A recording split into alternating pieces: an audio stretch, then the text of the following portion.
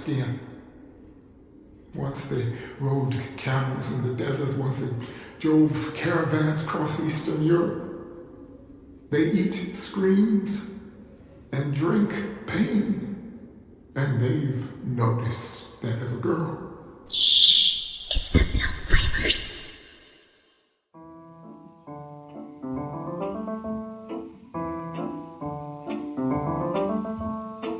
Hi guys, I'm Chris. Hey everybody, I'm Robert. And we're the Film Flamers. That's right. Time for a second deep dive. And Chris, are you ready for another big one? I am. I'm ready for Dr. Sleep's big one. Mike Flanagan's big one. Mike Flanagan's big one, finally. So, we're here to talk about Dr. Sleep. And like we had said before, this is the first time that we have done a hot take on a movie, and we're coming back to do a deep dive for it. That's right. And I can't think of a better first contender than Dr. Sleep. That's right, because we were both super impressed with this movie when it came out. And yeah. I know that we're both itching to get the conversation started, right? That's right. So Dr. Sleep is a 2019 American supernatural horror film written and directed by Mike Flanagan, based on the 2013 Stephen King novel of the same name, which is a sequel to King's 1977 novel The Shining. The film also serves as a direct sequel to the 1980 film adaptation of The Shining, directed by Stanley Kubrick, and combines elements of both the film and the original material. Dr. Sleep stars Ewan McGregor as Danny Torrance, dealing with his abilities and his childhood trauma as an adult. The film also features Rebecca Ferguson, Kyliegh Curran, and Cliff Curtis in strong supporting roles. The score for the film was composed by the Newton brothers and features elements from The Shining. Warner Brothers began developing a film version shortly after the novel's release, and writer-producer Akiva Goldsmith even finished a script, but the studio couldn't secure a budget for the film. Then a little movie called It came along in 2017, bringing with it a massive box office and a renewed interest in Stephen King's work. Mike Flanagan was hired to rewrite the script and film the movie, and production began in Georgia in September of 2018. Flanagan has said that he wanted to create a movie that would reconcile the differences between the novel and its original adaptation. On why he was interested in the project, Flanagan stated, "It touches on themes that are most attractive to me, which are childhood trauma leading into adulthood, addiction, the breakdown of a family, and the after effects decades later." And I'm sure that we are going to have some things to say about Flanagan's work dealing with that particular quote later on in this episode. That is correct. Yeah. So let's do it. Well, hi there, listeners. This is Dr. Sleep.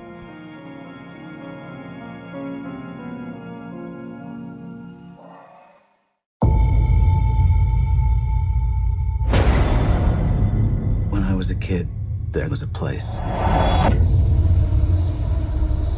dark place. They closed it down and let it rot. But the things that lived there, Hello, Danny. they come back.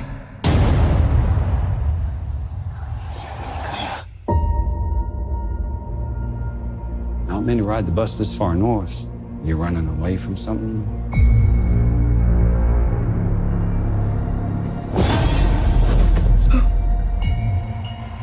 I'm running away from myself, I guess.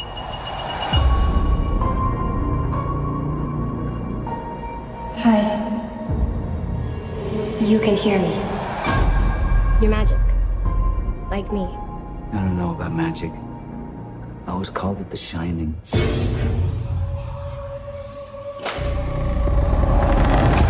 The world is a hungry place. A dangerous place.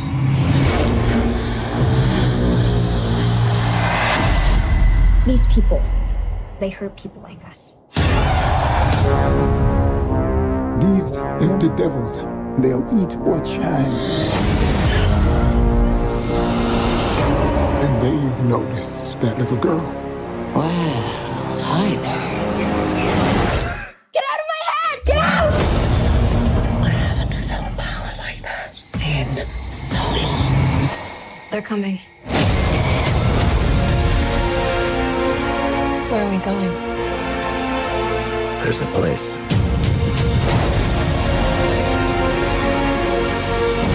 You sure you want to do this? I'm ready. Yes, you run, dear. And then I will find you and you will scream for years. Come and play with us forever and ever.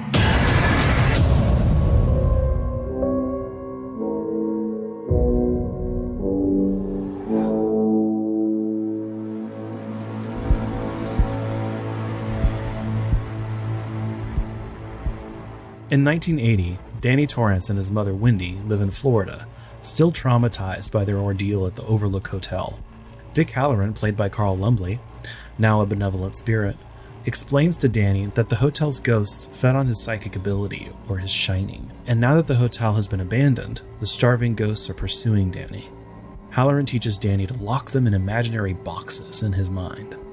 Meanwhile, across the country, the True Knot, a cult of psychics led by a woman named Rose the Hat, played by Rebecca Ferguson, are hard at work extending their lifespans by consuming steam, a psychic essence released by torturing and killing those who have the shining, especially children. Years pass, and in 2011, Danny, now going by Dan, played by Ewan McGregor, has become a belligerent alcoholic, just like his father before him. Sick and tired, and after stealing money from a single mother with whom he had a one-night stand, Dan realizes he's hit rock bottom. He moves to a small New Hampshire town and befriends Billy Friedman, played by Cliff Curtis, who helps him to get an apartment. Billy becomes Dan's Alcoholics Anonymous sponsor, and Dan becomes a hospice orderly and uses his shining to comfort dying patients, who nickname him Dr. Sleep. He also begins receiving short, friendly telepathic communications from Abra Stone, played by Kyliegh Curran, on his blackboard wall, a young girl whose shining is even greater than his. 8 years later, in 2019, the True Knot are starving as steam has become increasingly rare. They abduct a boy in Iowa and torture him to death for his steam. A teenage Abra senses the horrible event and alerts Dan, the message taking the form of the word murder, appearing on his blackboard wall. Rose the Hat noticed Abra looking in, and sensing her great power and potential for steam, plans to hunt her down and extract it. Abra uses her abilities as a kind of GPS in order to find Dan in order to make a plan. She tells him she can track the cult if she touches the murdered boy's baseball glove, so they need to find out where he was buried. Dan refuses to help, telling her to suppress her shining in order to stay safe. That night, Rose projects her consciousness across the country and infiltrates Abra's mind, but is physically injured by a psychic trap set by her. Immediately after violently returning to her body after Abra's psychic trap, cult member Grandpa Flick dies of starvation, and Rose sends the remaining members after Abra. Convinced by Dick Halloran's spirit to help Abra, Dan tells Billy about the True Knot, and with Abra's psychic help, they travel to the murder site and exhume the boy's body to retrieve his baseball glove. Upon attaining the glove that both the murdered boy and the members of the True Knot had touched, Abra discovers that they are already on their way to abduct her, and they're getting close. The group recruits Abra's father, Dave, and have him guard Abra's body as she projects herself to a local campsite, luring the cult there instead of her home. Dan and Billy kill most of them with guns under the cover of nearby trees, but the last one dying, Snakebite Andy, played by Emily Lind, psychically compels Billy to shoot himself in the head.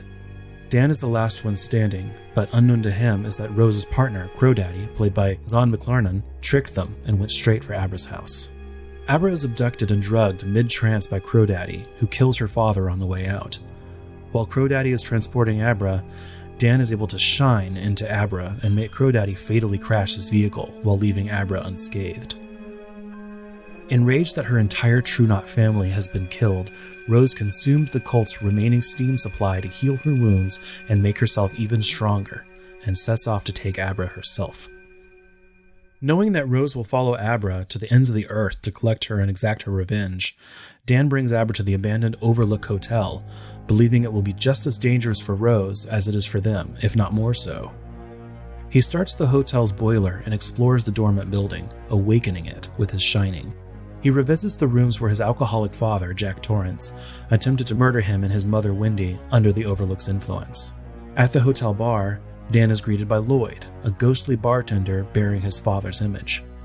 The apparition attempts to coax Dan into taking a drink, but Dan refuses. When Rose arrives at the Overlook, Dan and Abra pull her consciousness into Dan's mind, resembling the hotel's sprawling, snowy hedge maze. As Abra distracts Rose in the maze, Dan tries to trap her in one of his imaginary boxes. Sensing she isn't where she thinks she is, Rose breaks the psychic connection, physically overpowers him, and begins consuming his steam. Exploring his psyche as he screams in pain, Rose senses that Dan isn't alone in his mind. Before she can act, Dan opens the boxes in his mind, releasing the Overlook's starving ghosts. The spirits quickly overwhelm and consume Rose before turning to Dan and possessing him. Through him, the ghosts pursue Abra to room 237, where she informs them that Dan sabotaged the boiler. Dan, regaining control, tells her to save herself and leave as quickly as she can. Possessed again, he rushes to the boiler room but regains control before the hotel can make him deactivate it. In his last moment, Dan sees a vision of himself as a child being comforted by his mother, Wendy. Abra watches helplessly as the hotel burns down just as the authorities arrive. Later, safe at home, Abra talks to Dan's spirit. They assure each other that they'll both be okay, and Dan tells Abra to not hide her shine as he did. Before going downstairs to join her mother, Abra notices the ghost of the rotting woman from room 237 waiting for her in the bathroom. Abra walks confidently towards the spirit and prepares to imprison her, just as Dan had done before her. The end.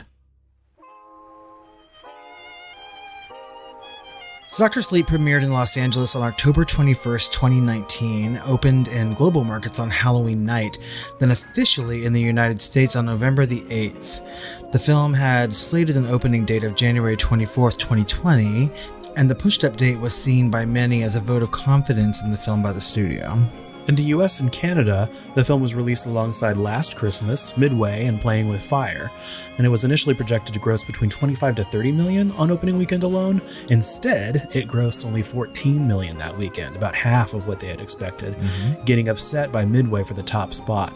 Ultimately, Dr. Sleep would earn about 31.5 million in North America, with a worldwide total of 72 million against a budget of 55 million. So not a huge profit, but a profit nonetheless. Now, I will want to ask, do you remember Last Christmas, Midway, or Playing with Fire? No. Like, if we were to say those titles, would you remember what those movies are? I was just like, no. I mean, I know the movies, right? I mean, I haven't seen any of those three, but yeah, I just further conversations about how this movie was completely ignored will happen in this episode, I'm sure. Yeah. Following its debut, it was projected that the film would lose Warner Brothers roughly $20 million. According to box office experts, whoever they are, Warner Brothers overestimated The Shining's influence on younger audiences who might not care as much about Kubrick's film. 67% of audience opening weekend were over the age of 24. They also say that the decision to release the film in early November after Halloween was a mistake, a huge mistake. They also take into account the 2.5-hour runtime, but it and its sequel were equally as long. That's true. And I do think they have a point about the younger audiences. This isn't really like a date night horror movie. You know, it's not like the schlocky B movie type of horror movie that people generally want to go to on dates. Plus, it wasn't really obviously, at least on the poster or title, that it was even related to The Shining, really. You know, it's just Dr. Sleep and it has Ewan McGregor. And I guess younger audiences may not be, super into a 1980 horror movie. I mean, directed by Kubrick. You know what I mean? So because I kind of remember some of the trailers and TV spots, right? And they had Red Rum in it, but that was really like the only thing that connected it to The Shining. They didn't even use some of like the musical cues or things like that. I do remember a big push on social media for this movie before it came out, and even hearing advertisements on podcasts, right? So they were even going after the older crowd in its advertising campaign. They were, and smartly, and I think that's because there's possible constraints based on how much work Flanagan had to do to get this off the ground anyway and get the blessing from Stephen King. I think it would have, at that point at least, been disrespectful towards Stephen King to use Kubrick's film and clips from it to market this one. That's right. Because, I think that, even the most unseasoned Stephen King fan knows about the, antagonizing feelings he has about The Shining and Kubrick, right? So, He's alive. Kubrick's not. They had to appease somebody at this particular point. Nevertheless, its box office gross was considered to be a disappointment as compared to the other King adaptations released in 2019, like It Chapter 2 and Pet Sematary. However, despite the box office performance, Dr. Sleep enjoyed a resurgence of interest and popularity when it began streaming in 2020, including a significant director's cut released on Blu-ray as well as streaming services at the same time. That's right. So Dr. Sleep has a 77% on Rotten Tomatoes currently and is certified fresh. It holds an audience score of 89%. The site's consensus reads, Dr. Sleep forsakes the elemental horror of its predecessor for a more contemplative sequel that balances poignant themes against spine-tingling chills. Contemplative? Poignant? Oh, buzzwords. I don't know. Did I say that word right? The film received generally favorable reviews upon release. Brian Tallarico of RogerEbert.com gave the film 3 out of 4 stars, stating, Flanagan was tasked with making a sequel to a film that stays loyal to a book that ignores the changes made in the first movie. That ain't easy. And while one can sometimes feel Flanagan struggling to satisfy both King and Kubrick fans, when he really should be trusting his own vision, he's talented enough to pull off this blend of both legacies. Hear, hear. Peter Travers of Rolling Stone gave the film 3 out of 5 stars, saying Dr. Sleep relies way too much on borrowed inspiration and eventually runs out of, pardon the word, steam. Ugh. Barry Hertz of Globe and Mail gave it 2.5 out of 4 stars, writing, whichever way you prefer to take to the Overlook Hotel, there are better directions available than those prescribed by Dr. Sleep. Which ones? Tell me. I know. Fuck you, Barry.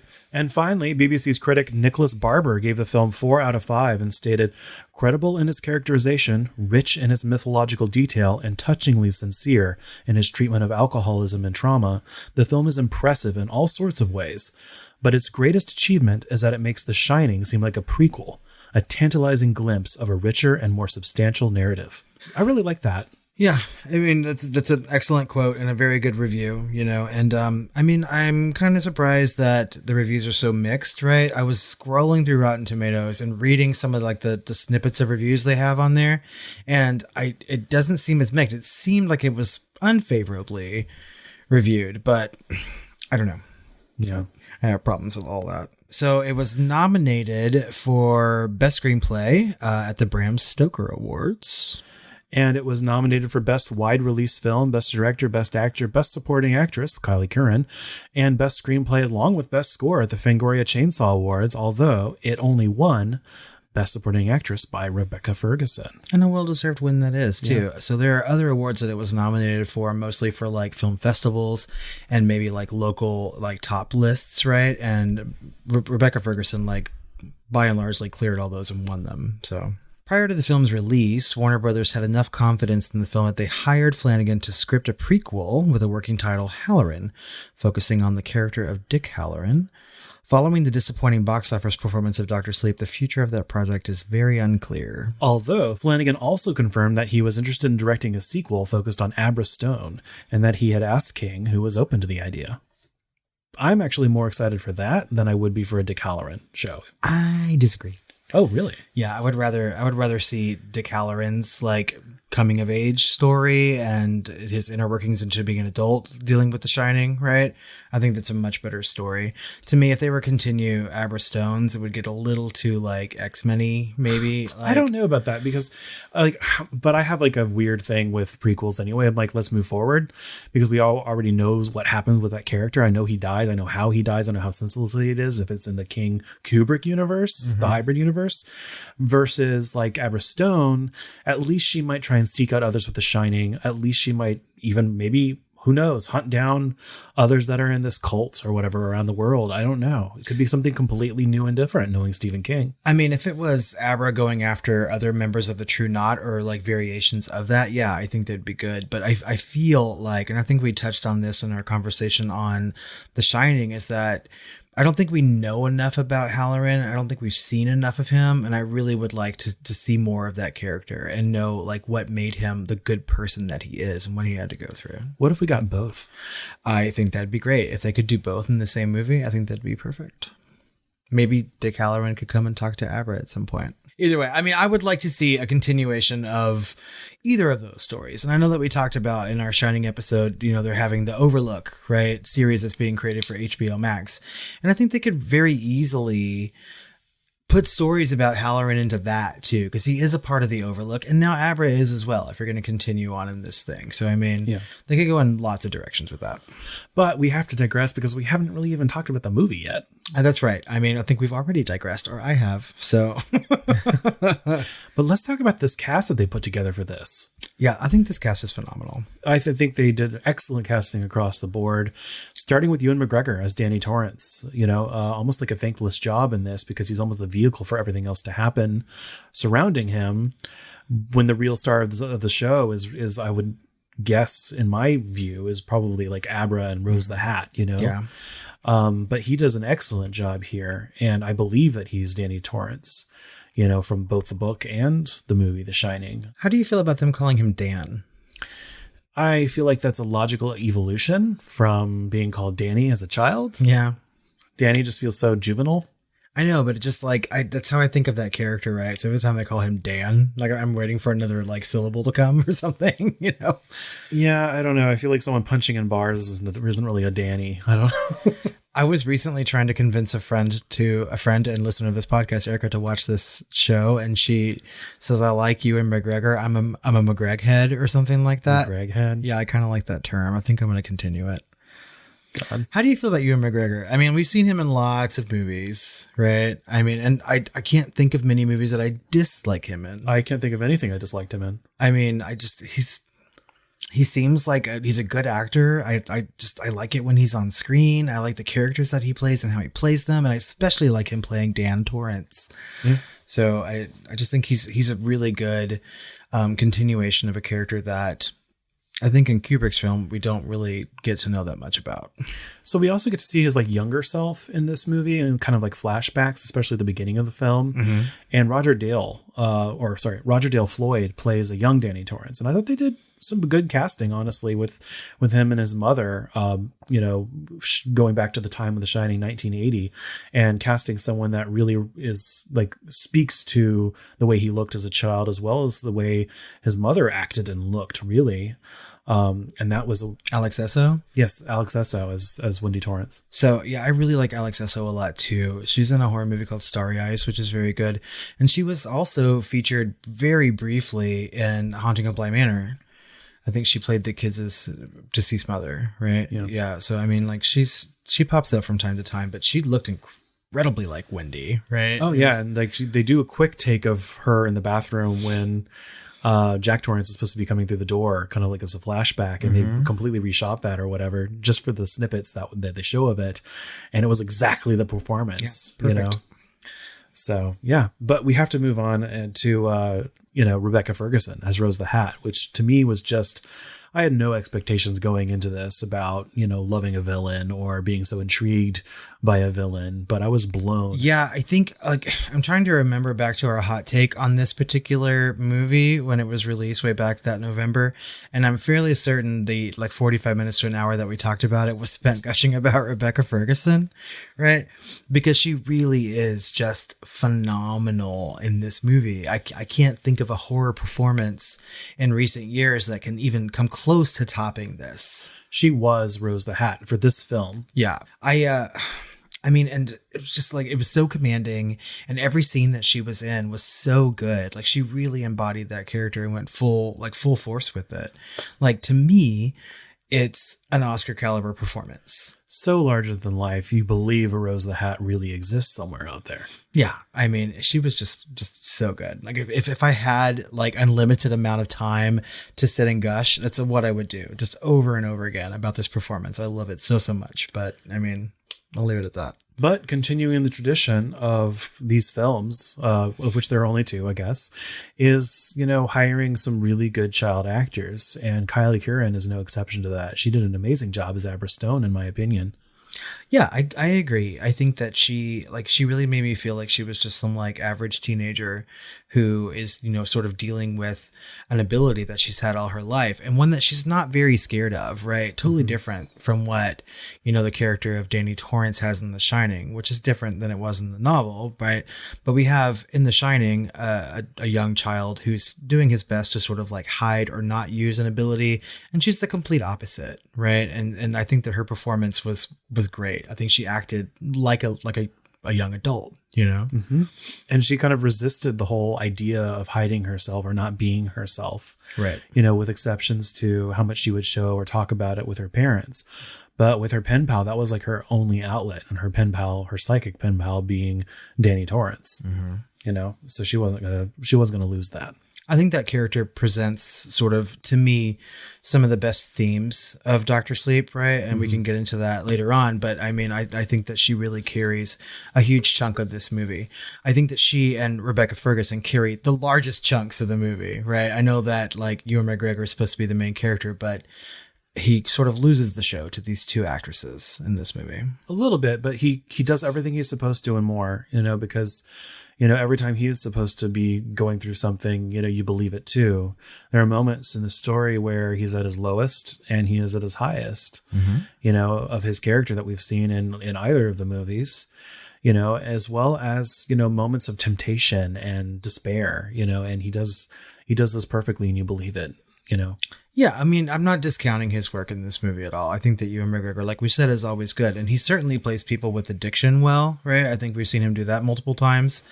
So I feel like he knows how to do that and knows how to do it well.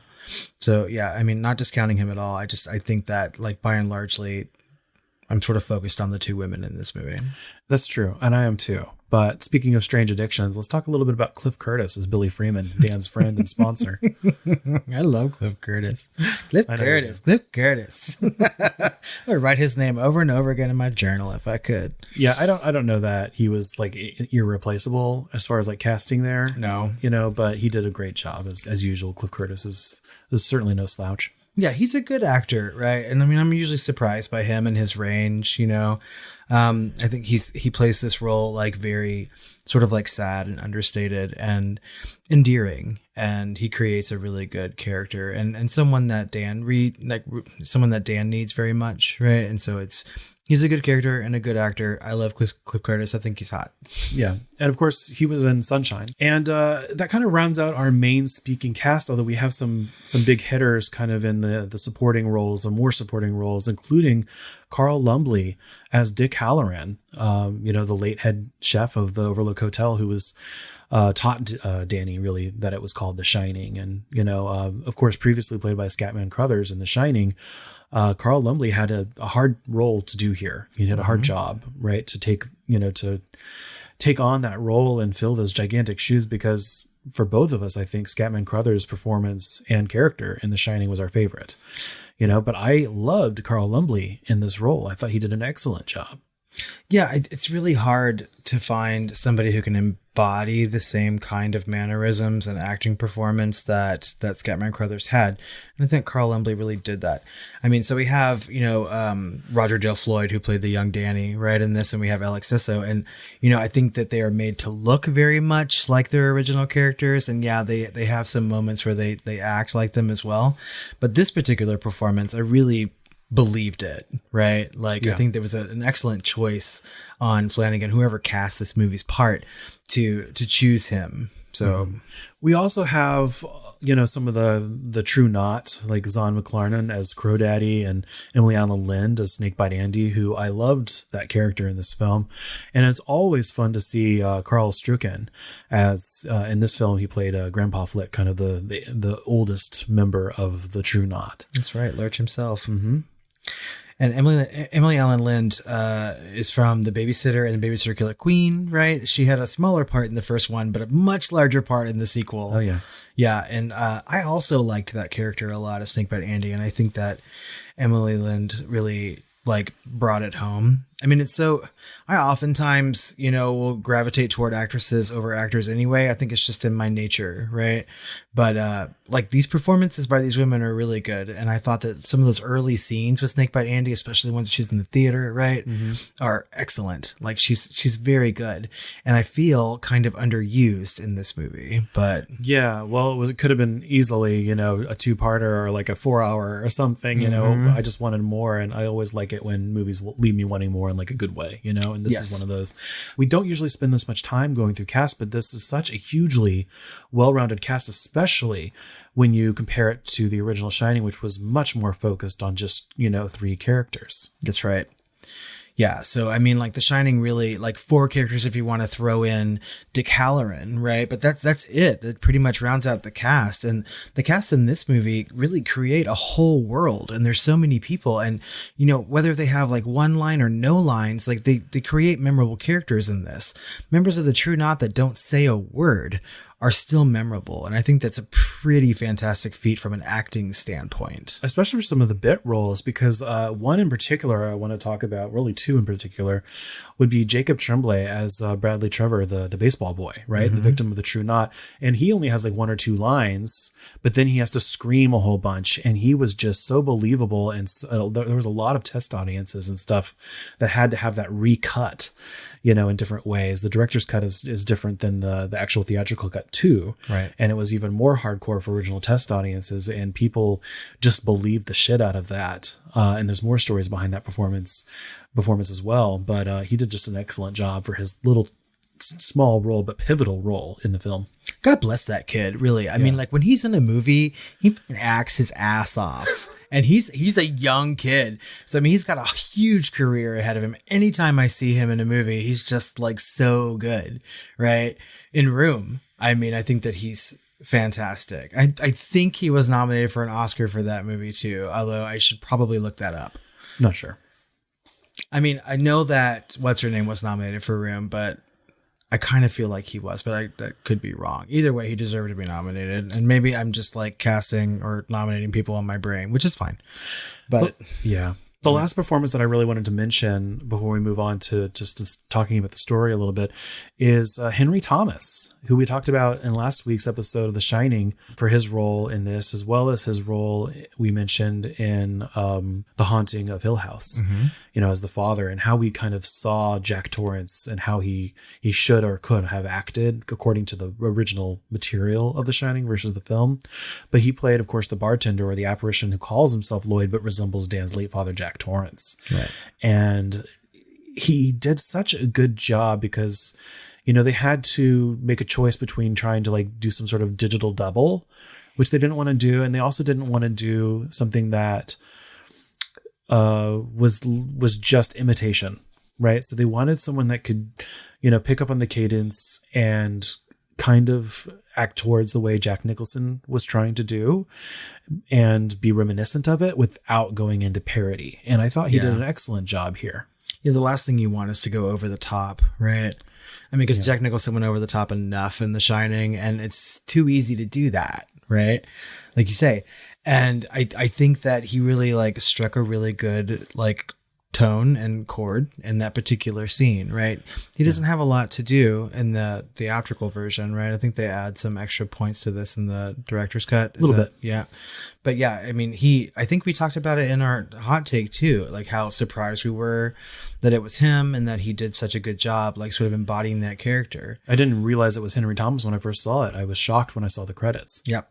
So yeah, I mean, it was pretty good. And it's a pivotal scene for that character of Dan, right? He has to make a choice at that point and have his father like be the one to present it to him, right? It's just like, it really brings like the emotional sense of this movie full circle. Yeah. So let's get into the story a little bit. Yeah, so one of the hugest difference between the director's cut and the theatrical version is that the director's cut is broken up into acts. Yes, it's actually 6 chapters. And of course, starting with a prologue, which I'm not including in the chapters. But this is all based on the director's cut, like Robert just said. And there's not too much of a difference. Most of it is extended scenes, but there are some new ones as well.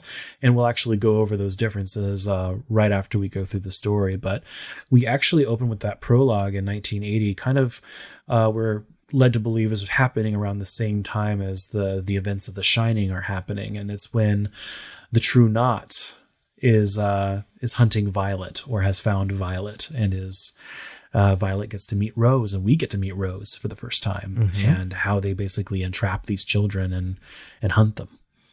So, and in this particular scene, Rose the Hat has sort of like, come across a girl. I mean, obviously not happenstance, like they planned it, right? Yeah. And they know that she has some sort of shine to her, right? Because these are the children that they're going after. And they pose a question to her as to what color a flower Rose the Hat has, right? Yeah. And while she's doing this, the members of the True Knot are sort of like closing in on the situation. And eventually they get to overpower the girl and, take her steam. We don't see that, I don't think. No, we see them hesitating and then finally coming in, and I mean, I think we're led to believe that child is, dead at that point. And I think later on we see like a missing kids poster and it's Violet, right? Yeah. But it does introduce us to the kind of the stakes of the film. Right. Exactly. Right from the get-go. And then of course we see our first title card, chapter 1, Old Ghosts. And all of this takes place in 1980. Probably just a few months after the whole Violet and Rose and The Shining, the events of The Shining happened. And we're opening to Danny essentially writing his trike through the Overlook and nearing room 237. Excellently reshot, by the way. Oh my gosh. Yeah. I was completely blown away the first time I saw like even images of the Overlook and how almost exact it looked, right? Oh yeah. So much detail. Exactly. But it turns out to be a nightmare, right? And so we're in the after times of The Shining, and Danny and his mother Wendy are having to deal with the consequences, of that trauma, essentially. And he is being hunted by the ghosts from The Shining. After the hotel was closed and abandoned, essentially he had still some sort of psychic connection, and they were able to find his way to him one at a time, presumably. And so eventually he's scared to shitless and doesn't really know what to do. But Dick Halloran, the spirit of Dick Halloran, presents itself to him. And we have this really sweet kind of teaching moment about trapping ghosts and empowering Danny with how to deal with it moving forward in his life. Yeah. And I really like that you use the word hunted, right? And I think also tormented is a really good word to use, and how these ghosts are like treating Danny at this particular point. And his mother is completely beside herself. She doesn't know what to do. He's not speaking to her verbally. And I mean, like, she's also trying to recover from the events of the Overlook. And that conversation with Dick Halloran sitting on that park bench, right, I think is probably one of my favorite moments in this movie. Yeah. I think the acting from that child and Carl Lumbly is just fantastic. When he's like, look at this box, study this box, and everything about this box, right? So like even in death, Dick Halloran is still teaching Danny like how to shine and the best ways to protect himself. When danger seems not so physical, like there still needs to be a teaching moment. And I think that it's just perfect. And you saw that Danny was kind of like, you could almost tell that he was hoping things would be different. And like they'd been waking up from a nightmare, but the nightmare continued for him. Mm-hmm. And he was kind of angry. Yeah. And said, you told me they were just going to be pictures. Mm-hmm. Pictures in a book, you said. And then that's when, Dick has to tell him, it's your shine is so much more powerful that your abilities literally made them real, gave them that much power. And so that's why it was that much more dangerous for you. And I didn't understand at the time, but this is how you deal with it moving forward. I think this is a good lesson for people in real life too. It's like, do not underestimate children's ability to understand the situations and the real world around them, right? I think that as we as people, and especially as adults, like tend to gloss over and sugarcoat things for children in our lives. And we shouldn't do that. I mean, like, teach them what real life is, right? Yeah. And I think maybe things might have been a little different in the Shining if maybe Dick Halloran hadn't said they're like pictures in a book, to say, hey, this place is really fucking bad, you know? But hindsight, at least he's there to teach him how to trap things in boxes, which he does, and eventually gets to reconnect with his mom in that other really touching moment where they're watching TV and he comes back from the bathroom after trapping the bathroom lady, right? And he like verbally speaks to his mom, and the look on her face is very touching. And when he says he's okay. Yeah. And that they're going to be okay. Yeah. It's a good scene. Now we're flashing forward to 2011, right? So Dan, as we see, has not adjusted as well as we had hoped. That's right. Based on the last few scenes. And it's kind of a juxtaposition of different scenes going backward and forward in time with him in the night before in a bar, getting into a bar fight, hooking up with a lady, waking up with her and being sick, her having passed out either dead or sick herself. And then, trying to get up and get ready to go, he has to steal her money because he presumes that she spent his money on coke. Right. Meanwhile, he finds out there's a baby in the next room that she had, and it was hungry. So he just like throws a bag of crackers its way or whatever. And, tries to head on out the door before Dick Halloran reappears and says, don't do that. Yep. Dick's always there to teach him. And not just any bar fight. That bar fight was pretty fucking gnarly, right? Where he like picks up that fucking cue ball and like bashes that guy's face in with it. Yeah. I mean, Dan is very mad at life, and he, has had issues, obviously. I don't know. So like in the synopsis, you say that he's hit rock bottom, and that really is the point, that he does hit rock bottom. And that's pretty easy to see, right? Yeah, it wasn't his own self-destruction that will come up. It was the destruction of, that woman and her child, I think, that helped, and Dick showing up, that really, will come up. And so he just basically, pays for a ticket and essentially moves on his way to start a new life. But before he does, we do get to see Abra when she's a little girl having her birthday party. Yeah. And it's our first little taste as to what Abra is and what she can do, right? Yeah, and it's much further than what anyone else with the shining ability or so-called shine ability get in the series, because she also has like telekinetic abilities, right? She's moving, dozens of forks and knives and spoons around, and she's doing other things, playing the piano in her sleep, and all sorts of things that are beyond the powers of what we'd presume Dick or even Danny to have. Danny was supposed to be a kind of a powerhouse as well if he hadn't kind of shut down his abilities early on. That's right. We get a huge juxtaposition between what Danny was as a kid and what Abra is as a kid at this particular moment. And like, she has this sort of like childlike sense of wonder about what she can do. Yeah. And she's real proud of it. And she thinks that her parents are going to be proud of it, but they're kind of scared. Yep. Right. And then like throughout the movie, we'll sort of get other flashbacks and moments when her parents sort of know what she can do and who she is. And they'll even like ask her questions like, is someone going to survive, and things like that. Mm-hmm. I mean, like they use her powers when it's easy for them to accept or they want to know something, but otherwise they tend to like sort of ignore. Yeah. Sweep it under the carpet. Mm-hmm. Because at the end of the day, they have to treat her like she's their baby, their child, and take care of her and view her that way. As soon as they start viewing her as an alien, they get uncomfortable and they know it. And so they're not going to bring it up. And Abra starts to recognize that too, which she mentions to Dan later on. That's right. She's a very smart child. Yeah. So, but we also get that amazing recruitment scene for Snakebite Andy. We are reintroduced to Rose the Hat in a theater along with her partner Crow Daddy in this film. And they're watching Snakebite Andy, essentially use her telepathic powers, specialized, I think. Different people have different parts of this ability, and her ability is to push. She's a pusher. Yeah, so she can basically make people do what she tells them to do if they are of a certain amount of normal will power, I guess. I think that's one of my favorite things about Dr. Sleep as compared to The Shining is that the people who shine sort of have this niche ability, right? And so it's different for everybody, right? Like everyone sort of has like the basics of it, but some people are better at other things, right? And I really like this particular ability, right? Yeah. To be able to make people do things. If I had to choose, I would probably choose that. I've read whole horror books about like that Simon Says ability, and it can be utterly terrifying. Yeah, I don't know what that says about me that I would choose that. I mean, it makes me sound like some sort of like nasty sociopath or whatever, but I mean, like it's neat. I think one I read was like there's really like a child's book, and it was about a kid on the playground that had this ability, and he would make kids like tight walk on a power line. Oh my God. Yeah, and hurt themselves and break their arms and legs and make people kill themselves and all sorts of stuff. But in this particular situation, Snakebite Andy, or Andy as she's called at this particular moment, is trying to like give comeuppance to pederasts, right? Yeah, she was obviously abused as a kid, and she's only 15. Right, in this role. And so she's basically, To Catch a Predator vigilante, and is, kind of hunting these guys and catching them and meeting them in theaters, places like that. And then essentially getting close to them and telling them to fall asleep, feel no pain, as she marks her snakebite scars deep into your cheek, so that every time you look in the mirror and see them, you'll say, I love little children, or whatever, and so that's her punishment to them. One of my favorite shots in Dr. Sleep is right after she does that, when she's walking out of the movie theater and you have the marquee in the background, right?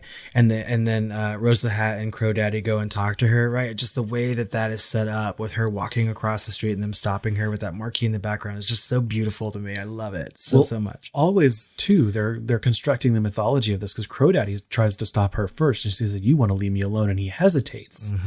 He's not as easily manipulated or hypnotized as, the guy in the theater was, right? And so, but he still stops, and he looks upset or annoyed that he has stopped. And so at least he's aware of it. Yeah.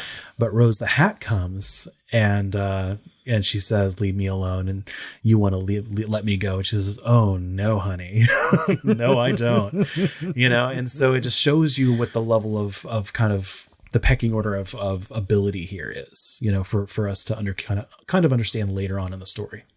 But then we actually get into our second chapter, which is called Empty Devils. I like this chapter name a lot. And this is where they actually turn Snakebite Andy, and we get to kind of see that they're not exactly human. No. Yeah, and so they're basically psychic vampires. Yeah. Which makes this one of the best vampire movies I've ever seen. I'm right there with you.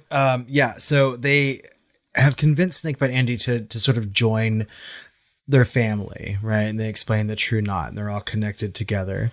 And we get to see why, later on. But she has to go through this ritual to become a member of the true knot. And when she agrees that she is going to live long and eat well, they assemble the rest of the true knot, and they bring out a canister, which I think is violet, right? I think so. And the canister is opened, and Andy takes some steam, as does the rest of the true knot. And then eventually Andy sort of dies right in front of them and is reborn. Well, it's funny that you mentioned that, because I'm now remembering that it's very much like making a vampire, because it's not Andy that inhales the steam first. It's Rose, and Rose feeds it to her. And gives it to her. You're exactly right. It's very much like a vampire. It's the exact same process, right? Yeah, that's super interesting. They really are like psychic vampires, and it's neat. I mean, like, obviously they don't have to deal with the same kind of like mythology that vampires do, right? They do not live forever, as we see later on in the movie. They have to continue to feed, and they have to like try. They will eventually expire. But I mean, for the most part, they have a very long, almost unending life. That's true. And it's kind of alluded that Grandpa Flick, has lasted through empires, ancient empires, the very least the Roman Empire. Right. And so that's fascinating to me. I'd love to dig a lot deeper into that. Yeah. So we're talking about having movies about Dick Halloran, which I still think would be good, and movies about Abra, but why can't we have a movie that focuses on the villains for a little bit? I have so many questions. They have connections with like the NSA and like government agencies, and they have all the money in the world, but they're still, going around and like, some of them very nice campers, and cars and guns and tools and medicines and things like that. But it's like, where's the private jet? You want, why are you, I guess it's because it's easier to actually, kidnap people in a camper than take them on a plane, but Yeah. So after Andy becomes part of the true knot, we get to see more of Dan, right? And he has left town after that rock bottom moment. He arrives in Fraser, New Hampshire, and he immediately meets Billy and joins AA. That's right. So he finds his saving grace in this sort of nondescript town that's away from everything that he needed to be away from. Yeah, and it's a really good first step because everything kind of happens very quickly for him, luckily, because he finds Billy within the first 5 or 10 minutes that he's there, presumably. And then he gets an apartment and gets into AA all within like the same 24 hours, I think. So it was just like the ideal, change in his life that he needed. And then he gets that job. Mm-hmm. Of course, he uses his talent. He opens up a little bit and uses his talent to get that job, but he gets it nonetheless. And of course, that job interview is the exact same office that his father was interviewed in for The Shining, which is a great, cool callback for those that have a good eye, but also well played by Bruce Greenwood. Yeah, I really, really enjoyed that scene a lot too. Because when I saw this in the theater for the first time and I saw that office, like immediately I was like, oh my God, it's like fucking Stuart Ullman's office, So, I mean, I like when you get little Easter eggs and callbacks and stuff like that. And I hope that a lot of people noticed it too. I'm sure that most fans of The Shining did. Yeah. But yeah, once he gets this job and he's sort of like settled in as an orderly, he very quickly, falls into his sort of like quote unquote Dr. Sleep position, right? He sees a cat that's about to go into someone's room and he's trying to stop that cat. And so like the guy was like, oh, the cat's here, so I know it's time for me to die. When the cat comes to visit you, it's your end. And so Dan is able to sort of like guide him into death, right? Which I think is incredibly touching. Like I'm starting to tear up right now thinking about it. Yeah, we get 2 scenes in the movie showing him helping these people in this old folks home to pass on, sharing old memories and songs. Yeah. And his view of their families waiting for him. And it's beautiful. And I get chills just thinking about it because it's such a wonderful idea. I mean, like literally, like the tears are welling up because I remember that very first scene where he's guiding that man into death and that man's last lines are like, I can see my wife, right? It's just so incredibly touching to me. And I just like can't stand it. Like every time, I watch that scene, I just lose it. I have to pause it and go have a good hard cry. Those are the perfect last lines, perfect final words that people can say as I see my wife, right? Mm-hmm. I just love it. It's so good. But it also shows us how positive these abilities can be used. He's able to really handhold them spiritually and mentally and physically, kind of into the next, journey and kind of impress upon them kind of psychically to be calm and happy and show them that there is, something after. And what a wonderful thing to experience, right? When you've lived your entire life, like being afraid of a gift that you have, to find a way to like use it to help people, and like you've lived this troubled life and you've sort of become the person that you don't want to be most in life. And then to have this huge recovery and to be able to like help people move on, I think is incredibly touching and a really good moment for that character. It's one of the best moments in the film, I think, and especially for Dan and his character. Yeah, I think that really like shapes who he is. And as we know, we have another time jump later on, we see how it has affected that. But before that jump in time, we have a connection between our 2 main characters. Yeah, because he's been using his abilities, he caught the attention of Abra as a little girl, who just lived through her birthday party and levitation of all the spoons and forks and knives and everything else and terrorizing her parents privately. But, she says hello on his blackboard and he says hi. It was friendly. It was short and he can sense that it's not malevolent and he feels like he's open enough to it. And apparently, we time jump to 2019 and they've been pen paling for 8 years. That's right. And I mean, it's a big time for Dan. He's getting a good 8-year AA coin. So, I mean, he's stayed true to the things that he set out that he wanted to do and the man he wanted to become. And I think he's happy with that. I think that if he were to spend the rest of his life in that town, being an orderly, being Dr. Sleep, that he had come to be known with these people, he would have been completely happy with that. Yeah, I'd like to think that he had 8 years of peace, Yeah. I would have liked to see him start a family, or something like that. But I think that's really out of character for Dan Torrance. Yeah. Yeah, I'm not quite sure that he wants to be a father. I think that maybe by the end of this movie, he realizes that he could have been. But I think at that 8-year point, he's still too scared to even do any of that. Yeah. So at that point, we're cutting to what the True Knot is up to, and they're still on the hunt for fresh young things with the steam, and they find the baseball boy, right, and he gets a home run straight to heaven.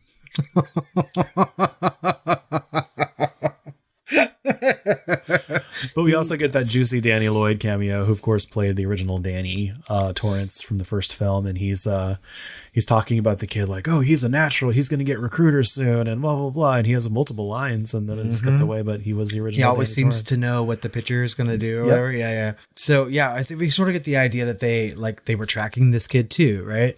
And they traveled all to get him, and I think that this scene, this torture scene, is really well done and scary, and incredibly off-putting without being too violent. Well, yeah, and it has to serve a major purpose in the story, which is what is at stake.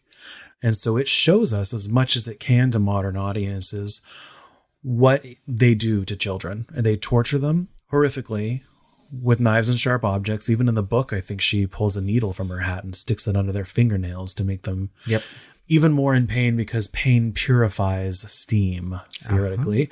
And they all feed on him, and then they store the rest, and they're disappointed they didn't get more, but they bury him and move on. But this is the scene that a lot of test audiences reacted negatively to, and even after all the heavy editing where they really don't show anything. No. The audiences still complained, and I've seen some Amazon reviews of this film where they've turned it off and written a 1-star review because a child was getting tortured. I have seen worse movies where children are physically tortured with actual blood, right? I think this is a testimony to Jacob Tremblay's acting abilities in this particular moment, because he's so believable. Don't watch Sleepwalkers. I mean, or what was that?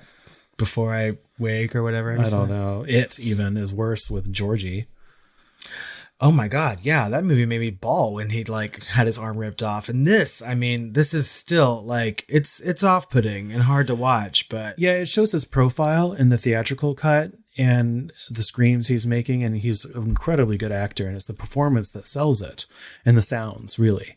And then what they do, and they're sucking all the steam from him, and then in the director's cut, it actually goes to a full face frontal close up of him, complete change in shot, and shows the blood splattering on his face, which is a little bit more, but still not really showing anything, which is probably a good choice. But I'm deep in horror, so I'm kind of, I don't know. To me, this is not shocking at all. Like on a scale of being shocked by a scene, that's like at a 4. Yeah, I mean, I remember being shocked watching it because I knew the scene was coming from having read the book. More emotionally shocking than it is visceral. I think, if they would have gone in a position to where it was extra violent, extra bloody, I wouldn't have been shocked by it.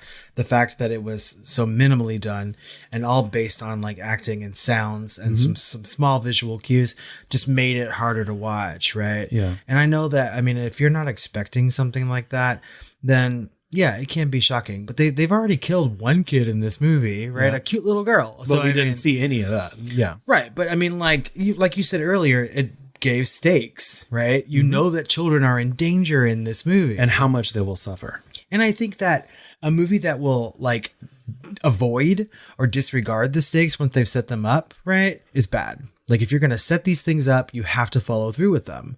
And if they don't have this particular moment where they kill this kid and torture him to death, then they're not as scary as they should be. They're just random psychic vampire villains that we don't care about. But having them terrorize this kid really makes them superbly evil. Yeah, the prologue really hinted at the stakes, and this really nails it home. Exactly. Yeah. But, normally this would have all just not had anything to do with the story, but Abra, due to her abilities, probably witnessed kind of the psychic shockwaves coming off of that boy and traveled all the way in her mind across country to witness it. And Rose notices it. And Abra just panics and stamps murder on Dan's wall. Not even chalk, stamps it into the wall like it's cracked in the word murder. And of course, he wakes up and sees its reflection in the mirror, and a great homage to the last film. And it says red rum, and an opposite reflection experience from the original. So many good moments like that in this movie, and I'm sure that we will be talking about that later on. Yeah. So Abra is a very smart kid, like we talked about earlier. And so she goes into full on detective mode and starts to look up things about this boy, and ultimately uses so many things to try to, convince Dan that he needs to help out. Right. Yep. She's discovered that she can touch things to find, and she prints out the kid's picture from the internet, holds it, closes her eyes, and is able to track what had happened, going back into her previous memories and seeing that one of the members of the cult had been touching his baseball glove, kind of making fun of him. Bury the chunk. Yep. Knowing that if she got a hold of that glove, she could track that guy since he had touched it. I forgot what this version of psychic power is called. There's words for every type, but it's the type where you touch something and you can see its history or memory or whatever associated with an object. Yeah, I don't know either. I know it's like probably on the tip of my tongue, but that's also a really neat, like niche ability to have. Yeah. One of my favorite scenes in this movie is right around this point is where Abra is sort of like stalking Rose the Hat, and she goes into the grocery store and sort of like following her around. I love it because it's so normal. Yeah. To watch the villain of a film go grocery shopping. That's right. In her fucking hat. And it's music playing. Yeah. And it just grounds the film so much and grounds that scene. Because they're existing in everyday, normal, mundane life. That's right. But still being themselves and having their abilities. And so Rose senses that she is being watched and goes to see, the closest window, a reflection in the freezer door, sees Abra and uses her skills to go into Abra's mind, and Abra freaks the fuck out. Yep. And like explodes that glass and pushes Rose back, right? And she has a true sense of what her power is, right? Anytime I get to hear Rebecca Ferguson say, well, hi there, I'm just like so happy with it, right? Well, her character is floored. She has not experienced this kind of power for potentially hundreds of thousands of years, if ever. And this thing literally, from across the country, pushed her back 20 feet and exploded that glass. And later, locally, Crow Daddy, at least in the director's cut, Crow Daddy lets her know that, hey, I tracked down a freak neighborhood scoped earthquake in this neighborhood, right around the area you're thinking this person is from. Why don't we go check it out from there? And Rose is like, oh shit, you're right. This might be it. You're gonna have to remind me. Do they refer to her as a whale? Yeah, they do, right? Yep, she's the whale. Huge fucking Ahab thing going on. Yep. Yeah, it's like Moby Dick all over it, right? Because Rose the Hat becomes obsessed with finding this child, and it's such kind of a subversion, and this happens again with Rose and Abra, where Rose is so confident and so evil, in her abilities, and keeps getting smacked the fuck down. But it's her, she is Captain Ahab and she wants to hunt her whale. That is exactly it. I don't know why I didn't think about this having seen the movie until now, but this is a total Ahab moment for her. And it's the, the fucking lack of hubris or whatever that Ahab has that is his downfall. Right. So yeah, it's an amazing scene. And I think that Stephen King does this so well, is that he finds, like you said, mundane examples and has the evil put into it, right? Like everything that Stephen King writes just happens to be in just a normal world, a normal town or whatever, right? That people are experiencing abnormal things. Yeah. And it's what he does so well. But from here, we actually transition into chapter 4 called Turn World. And it do. So Abra finds Dan with a psychic GPS, as she calls it. And he is shocked to see her. And of course, he's uncomfortable because, a grown-ass man with a little girl talking on a park bench isn't exactly normal. By that little train. Yeah. And so she's like, no, I'll just call you my uncle, even though. That's not creepy either. Yeah. And so he tells her, she's trying to get his help. She's trying to recruit help to do something about this boy who was murdered, who she witnessed. She wants to do something about it. She has the power and the will to do it. And she wants to recruit help from an adult who she can trust. And she has been pen paling with this guy for 8 years as a kid. She's grown up with him, essentially. And, he basically refuses to help and says, you need to turn off your shine and hide it for your own safety, because this world will eat you alive. Because, of course, his own experience is those ghosts hunting him from the Overlook for, years and years. Yeah, so the opposite of what DeCalloran, I think, would say at this point to her, right? He wouldn't say refuse to shine. He never told Danny to refuse to shine, right? He just told him to be careful with your abilities, right? But yeah, and so I think Dan eventually does talk to DeCalloran again. Yeah, right? it's later that night, to do it, right? Because he sends her home, essentially saying, I'm sorry, I can't help you, and this is what I'm telling you to do, and she's saying, all I need is that baseball glove. If you could go find it, I can help you. I just can't do it myself. I can't drive, for instance, she's a kid. She's a kid. And so she thought she had a friend, and a partner in this. And he's telling her that, no, keep your head down. Keep your head down. They won't notice you. You can't contend with this. Go home, be safe. And I'm not sure she takes that to heart, but she's probably thinking about it. Meanwhile, she knows that she's being hunted by Rose after that, and she's told Dan about it. But, anyway, that night, Dan does talk to Dick Halloran, and Dick Halloran says, no, you need to pay it forward. This is my last visit to you, and this is cyclical. You need to pay it forward, and someday she'll pay it forward. But I did it for you, and I'm still on the hook. And now, you know what? You need to do it for her. And so you need to help this little girl. So many themes. There's so many ways, different ways to read like this kind of relationship between the three of them, right? I'm not going to break them all down, but as a homosexual, you know what I mean? Like I've had very strong feelings about what it is to have a mentor, right? And to pay it forward or whatnot. Mm-hmm. And I know it's completely different than what's being talked about in this particular movie, but from an allegorical standpoint, I sort of get it, But I think like after this is one of your favorite moments in the movie. Definitely my favorite visual moment in the film, and also just the most kick-ass moment in the film for me. This is almost like the heart of the movie for me. I get chills even thinking about it. I want to watch it on repeat. It's very Kubrick, and it was also one of the first scenes that was actually storyboarded by Flanagan himself for this film from his head. And it is Rose going into the psychic astral plane or whatever, taking flight to go hunt down Abra, right? And she finds the neighborhood, but first she's flying across the earth in this amazing shot of, her just flying very calmly. There's no epic music. There's just heartbeat. And you can see her like looking over the entire world like some sort of evil goddess, and silently swooping down to find Abra's neighborhood and finding her house, and then turning the world essentially for her to move in through the window into Abra's bedroom as she sleeps, and moving into her mind. And it's such an amazingly choreographed shot and whole sequence, really, and it's just one of my favorites in all of cinema probably at this point. It's like a really evil, like Google Maps. Talk about GPS.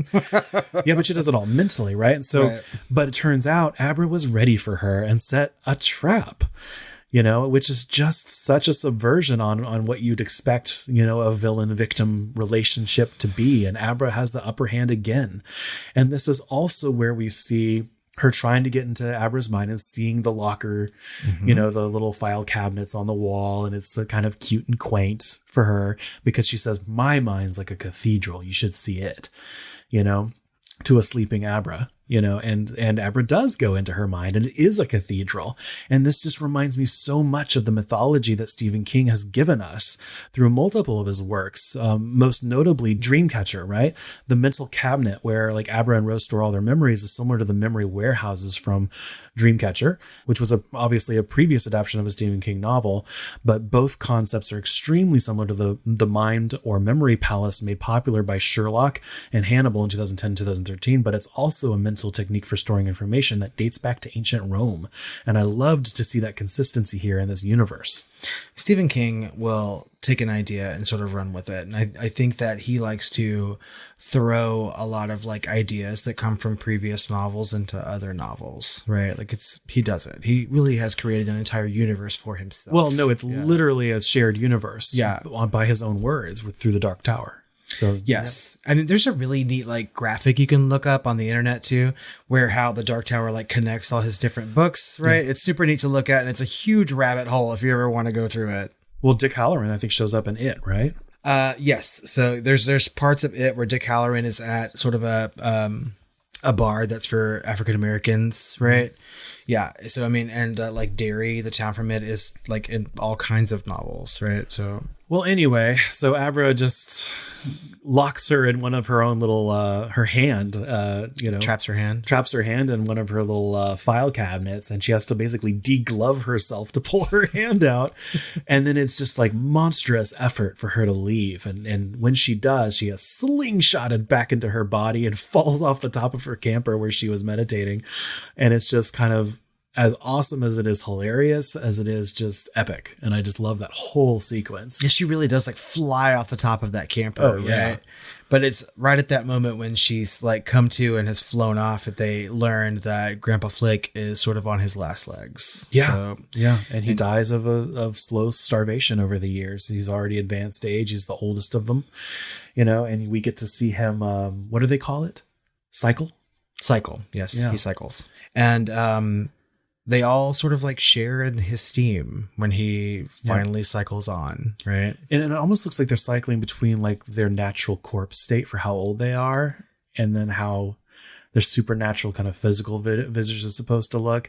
And then they just do that until they kind of turn into vampire dust. Yeah, it's super visually neat looking, right? That sort of like back and forth between like their younger state and like what they would be if they were actually dying. I think it's a really neat way to kill a villain or to kill a vampire, really. We oftentimes will see things in Buffy where they sort of like immediately turn to dust, right? After they make a face or whatnot. Or in other vampire movies where they're like melting away into nothing, right? But this is a really prolonged, painful looking experience for these like creatures to die. Yeah, agreed. So based on Dick Halloran's, feedback to Dan about paying it forward, Dan does wake up Billy and, asks him to believe him about this crazy story about the true knot and about, Abra. And essentially they go try and find the baseball boy's body with Abra's, psychic help. Mm-hmm. And of course they end up finding it. And, unfortunately, and well, fortunately for them, I suppose, and getting the baseball glove and heading towards Abra's house. Yeah. And I mean, like Billy is kind of hesitant, but he goes and helps his friend, right? Obviously they've grown some trust over the years, and he sort of like has an idea of what Dan's abilities are, right? He makes no qualms in saying like it's suspected or whatever, but he sort of gets the full brunt of it, and all of his suspicions are sort of like, brought to light. And they go and they dig up this boy's body, which is a horrible thing to do anyway. And then they have to go and take that baseball glove back to Abra. All the things that must have been going through his mind, like, did he murder this person? Or, is he batshit crazy? Or is he a pedophile? I saw this, this girl with him earlier, and it turns out it's the boy with the baseball glove. And it's just, it's interesting that the direction and writing here was not for him to be more questioning, but we do know that they've been besties for 8 years. So. Yeah.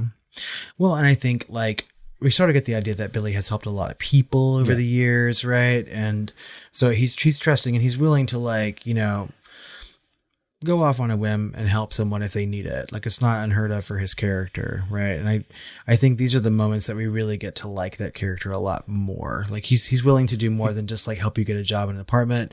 He's willing to go help you dig up a kid's body if you need to. Right? Well, he gave him completely the benefit of the doubt. Yeah. And of course they did hang a lantern on it, with Dan mentioning, you must think I'm crazy, or even worse, if it's true, then we've got to contend with these forces. That's right. That we are probably not any match for, but we have no other option.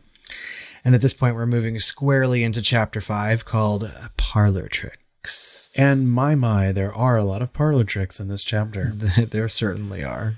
So Dan and Billy meet Abra at her house, and they meet her dad. Oh, it's actually really funny. I like the moments in this because her dad is sort of like, incredulous about the whole situation, right? Yeah. But in a really comedic fashion. It's like, who is this adult man that's been corresponding with my daughter? Exactly. And how much can I punch you in the face right now? Until Abra actually does finally force feed him the psychic, memories of watching that kid die and what's at stake. And he gets it. Which is also kind of comical, horrible, but comical because, of course, he instantly has to go get a drink. And that's right.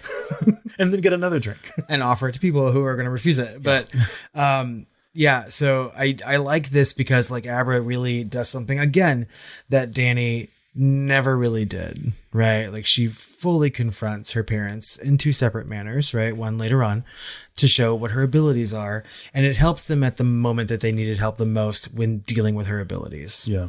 So she does get that reading from the baseball glove, right? And finds that they are on their way and they're close, which is faster than they had thought.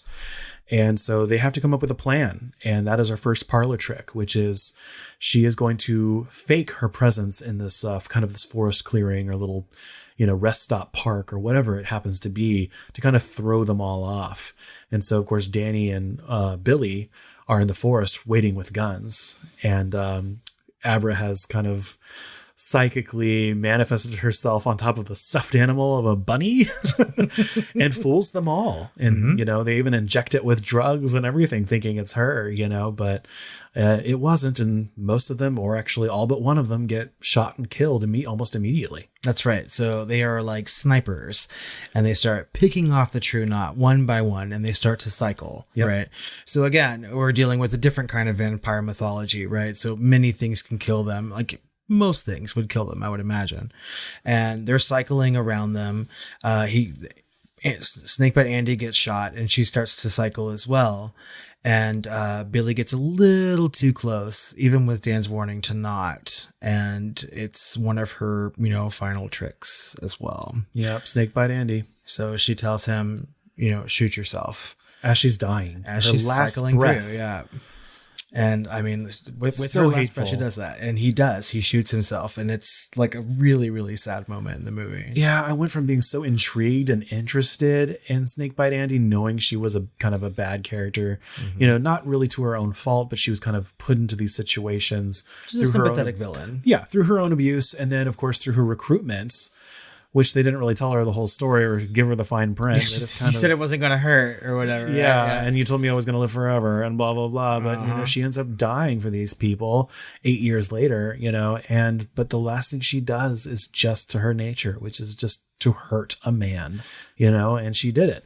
And he killed himself. And it was just so tragic. I hated that. I hated that he killed himself. And I hated that she used her power that way. But it's kind of necessary yet again to show us the stakes. I mean, I hate that he died because I like that character a lot. But you love that actor. I love that actor in many ways.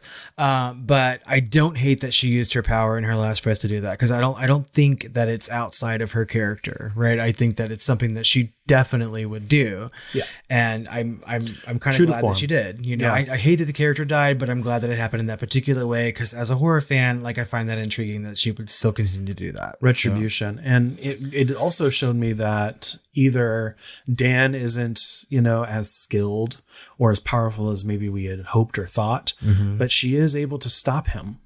He's fairly conscious of it. He's trying to resist, but she's able to, to stop him where she couldn't stop Rose the Hat. That's right. So, but also at this particular moment, we learned that the True Knot had, other plans in mind, or they had a plan B. Yeah. And Crow Daddy had made his way to Abra's house, and he sort of drugs her mid-trance and abducts her and kills her father. On the way out. Yeah, he had a parlor trick of his own. That's right. And Rose is furious. Because basically her entire family, with, the exception of Crow Daddy, are now dead. Mm-hmm. And more than furious, I think that she's experienced huge pangs of grief, right? Yeah. So yeah, I completely agree. Rose is steaming mad.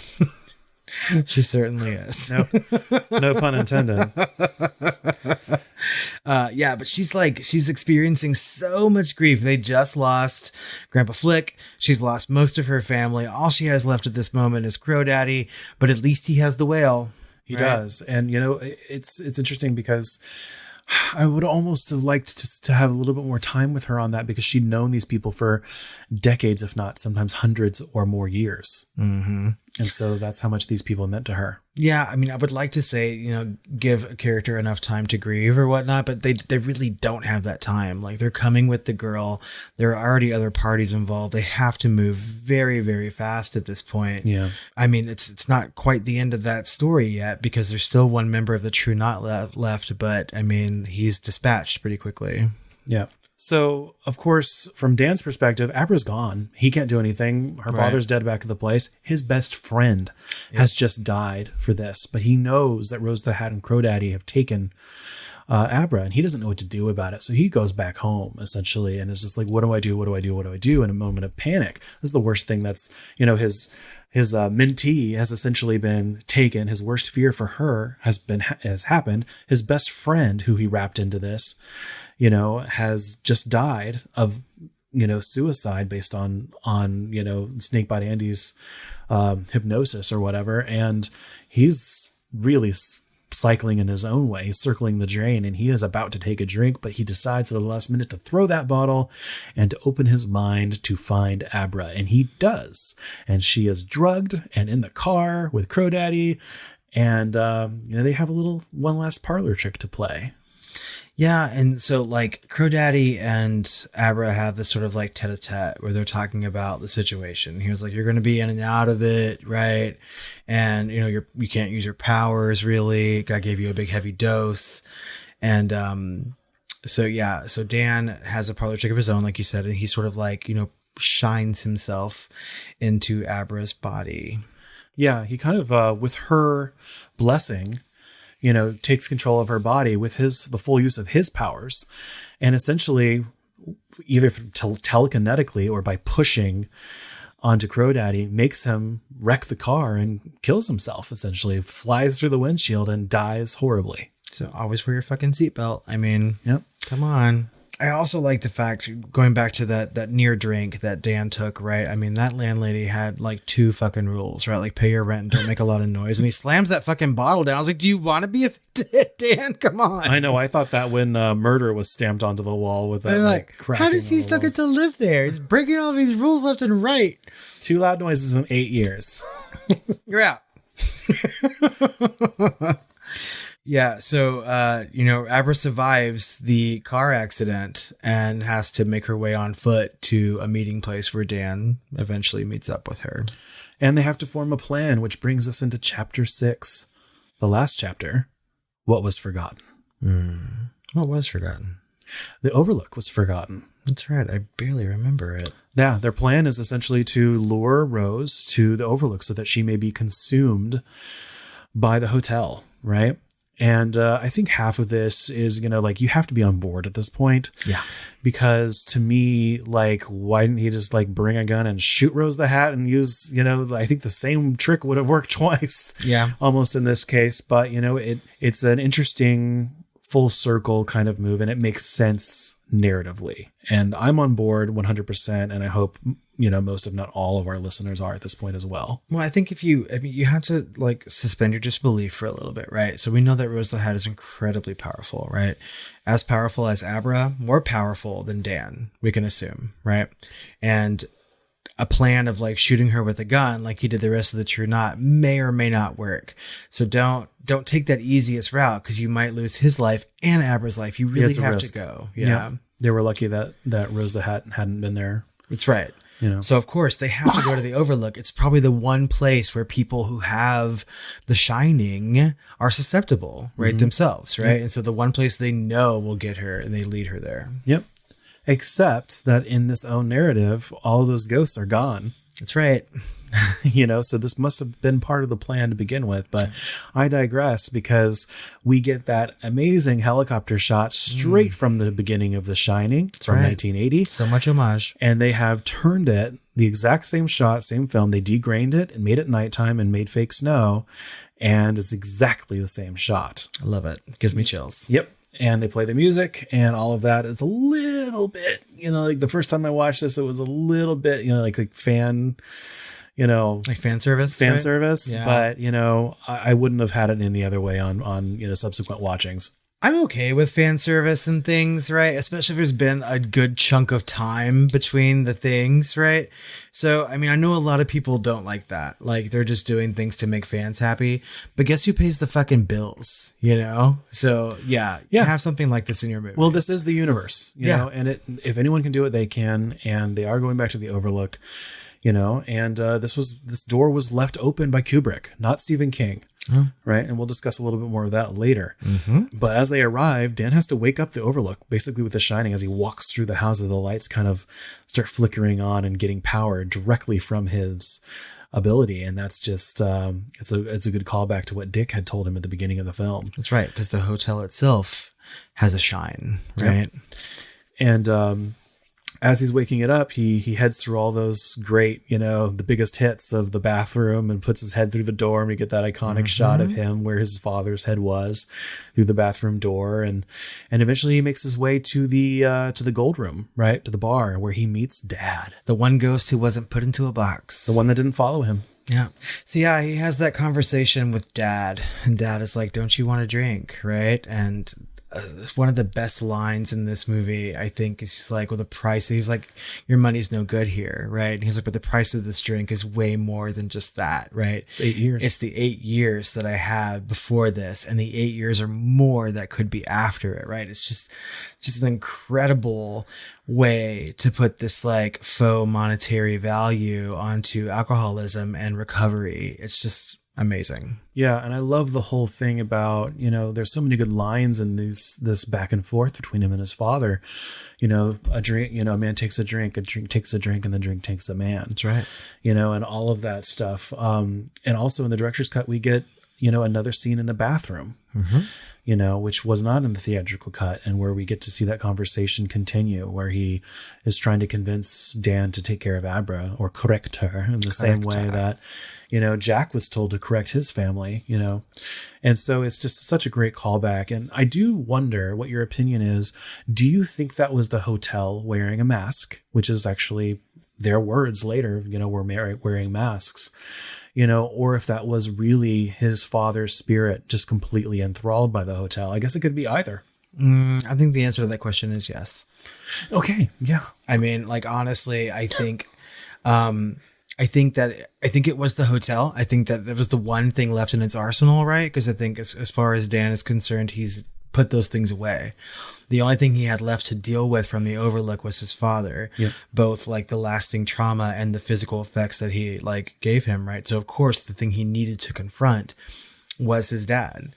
And also, I mean, like, he had become his dad in his life, right? And so his dad was also given a choice in The Shining. He made the wrong one, right? Yeah. And so the only person to give him that choice, logically, would have been his father. He had to tell his father, no, like, I'm not you. I love that, because it also speaks back to an earlier conversation that he and Dick had, which was there was some light in your father, and there was, it just as the Overlook fed on your light, Danny, it fed on the dark. Mm-hmm. It fed the dark in your father, and you have some dark too, Danny, Yeah. And I mean, a lot of that is King, right? Not Kubrick, right? And so, I mean, like, we'll get into some conversations about like the differences between movie and novel, right? But I mean, that fully, this entire moment is King, right? So finally, Rose arrives.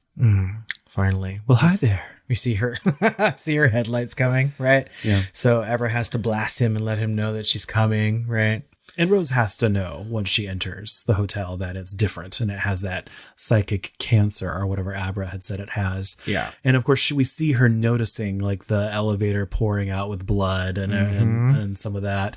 And she is, if anything, intrigued or amused by it. I would say a little bit of both. Like, she wants to go deeper in the hotel because she wants to see what's around the next corner, right? I kind of imagine her saying, well, hi there, like every time she turns a corner, right, and sees something, Love it. Just love it. She is amazed and intrigued by what this particular place has to offer, right?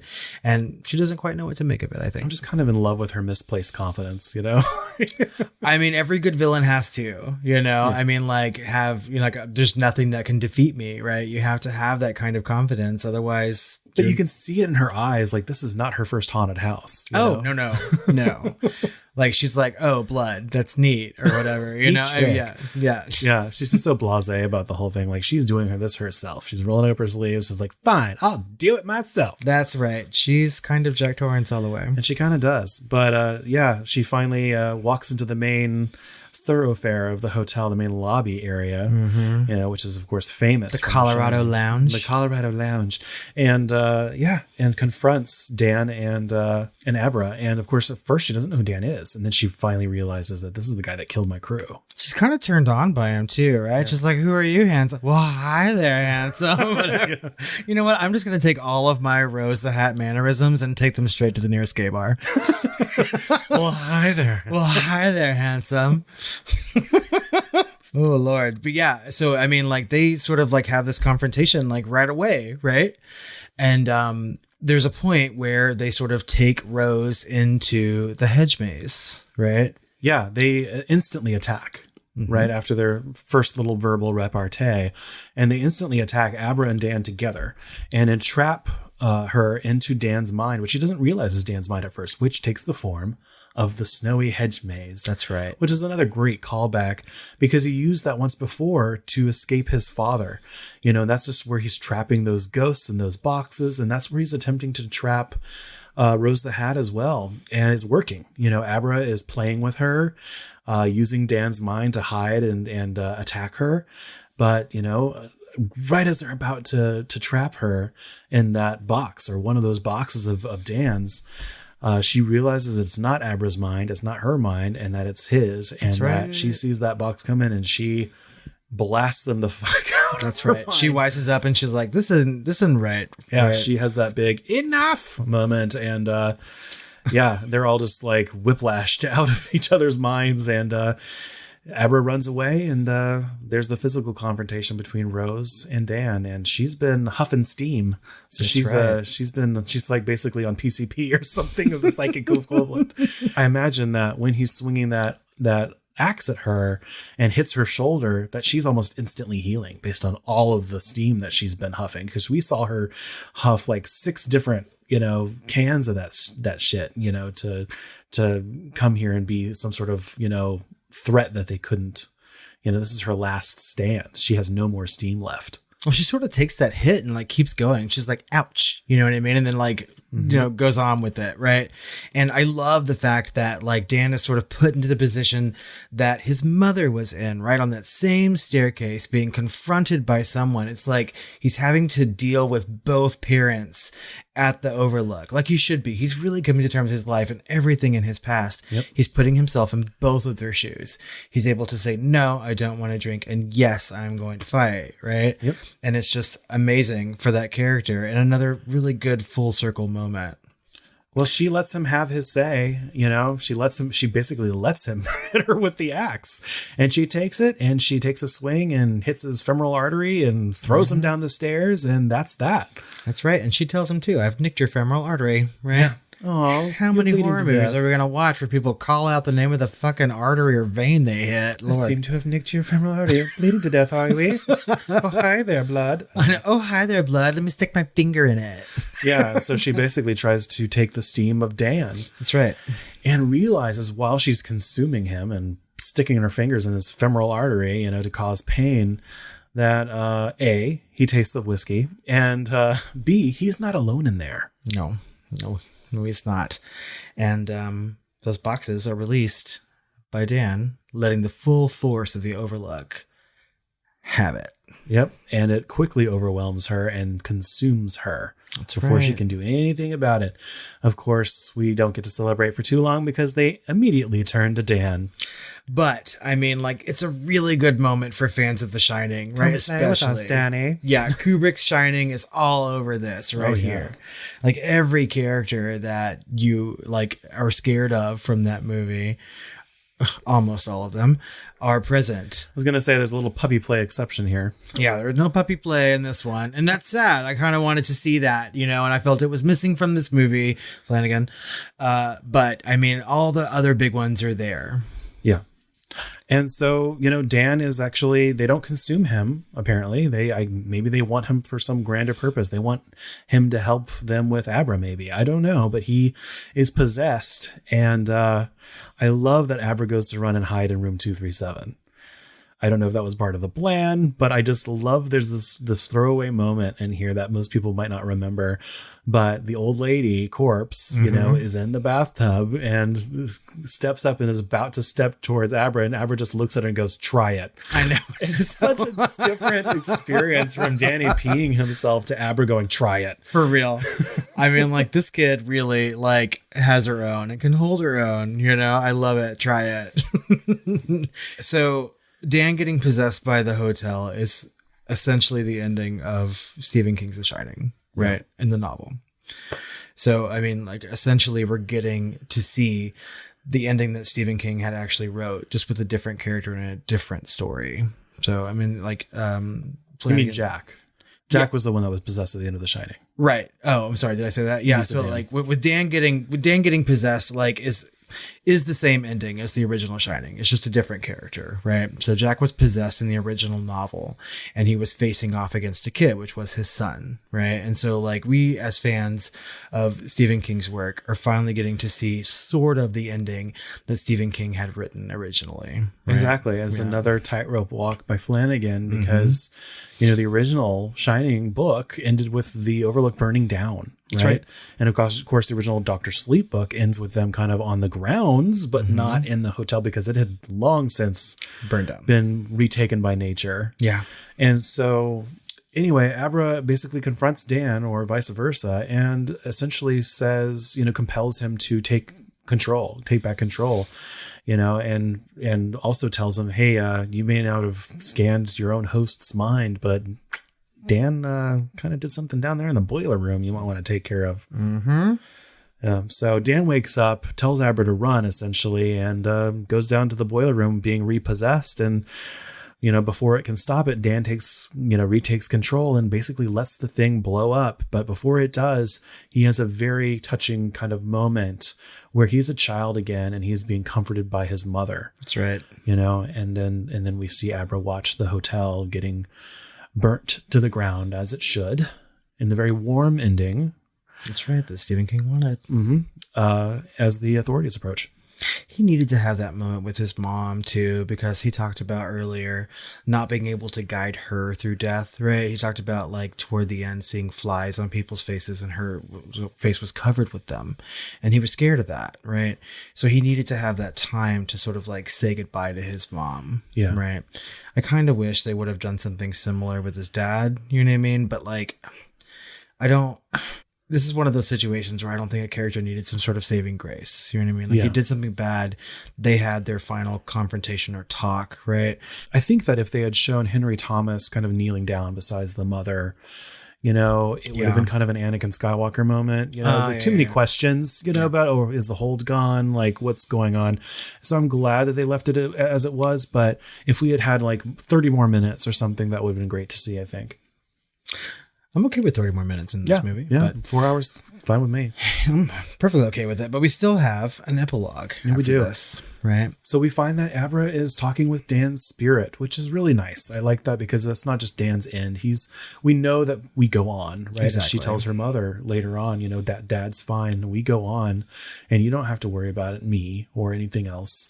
You know, but she's talking with Dan. He tells her, you know, don't hide it like I did. Don't make that mistake. Shine, you know, go ahead and use your abilities, you know, and help people, because that's what I found was the best way forward with my life.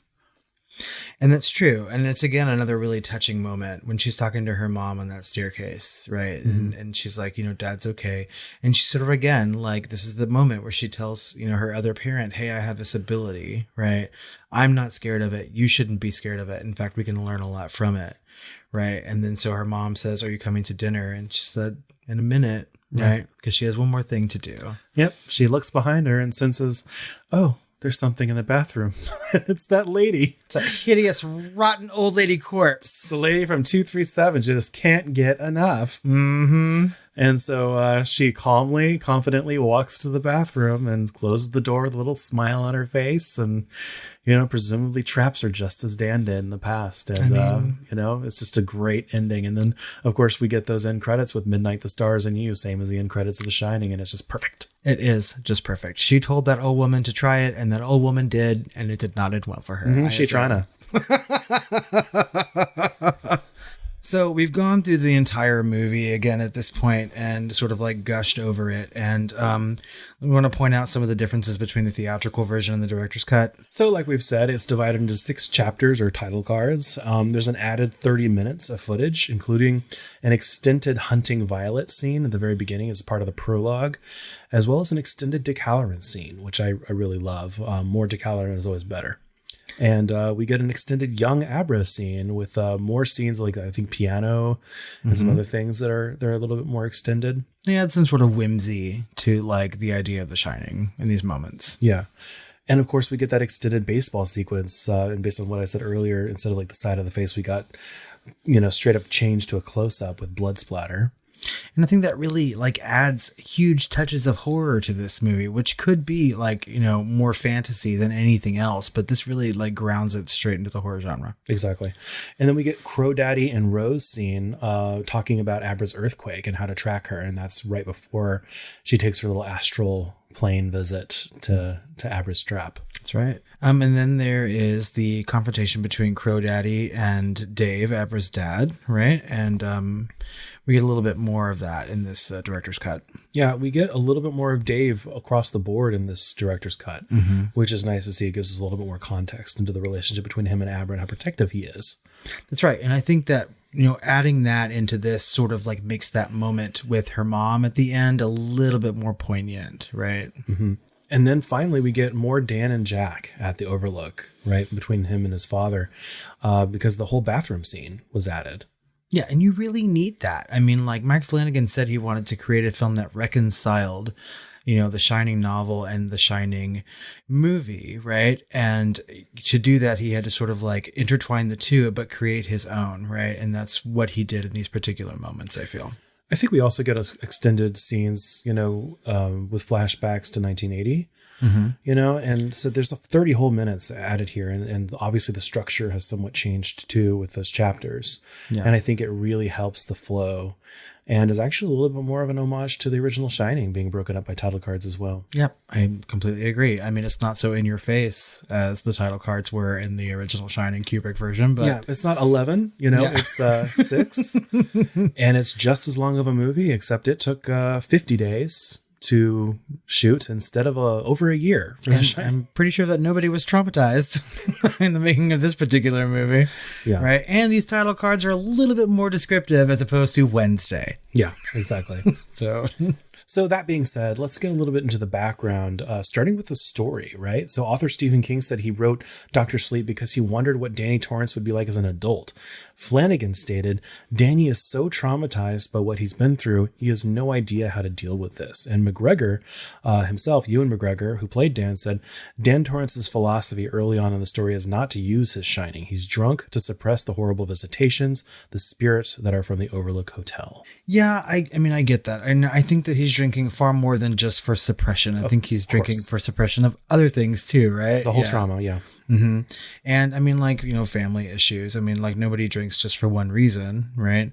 It's a multitude. It's a legion of reasons. Yeah. So Flanagan described The Shining as very much about addiction, which is doom. It's about annihilation and the destruction of a family, while Dr. Sleep was about recovery, he stated. In the way that addiction feels like doom and annihilation, recovery is rebirth, and recovery is salvation in a way. And that actually kind of mirrors some of what Flanagan was saying earlier when we quoted him about what drew him to the story to begin with. That's right. So he said it touches on themes that are the most attractive to me, which are childhood trauma leading into adulthood, addiction, the breakdown of a family, and the after effects decades later, right?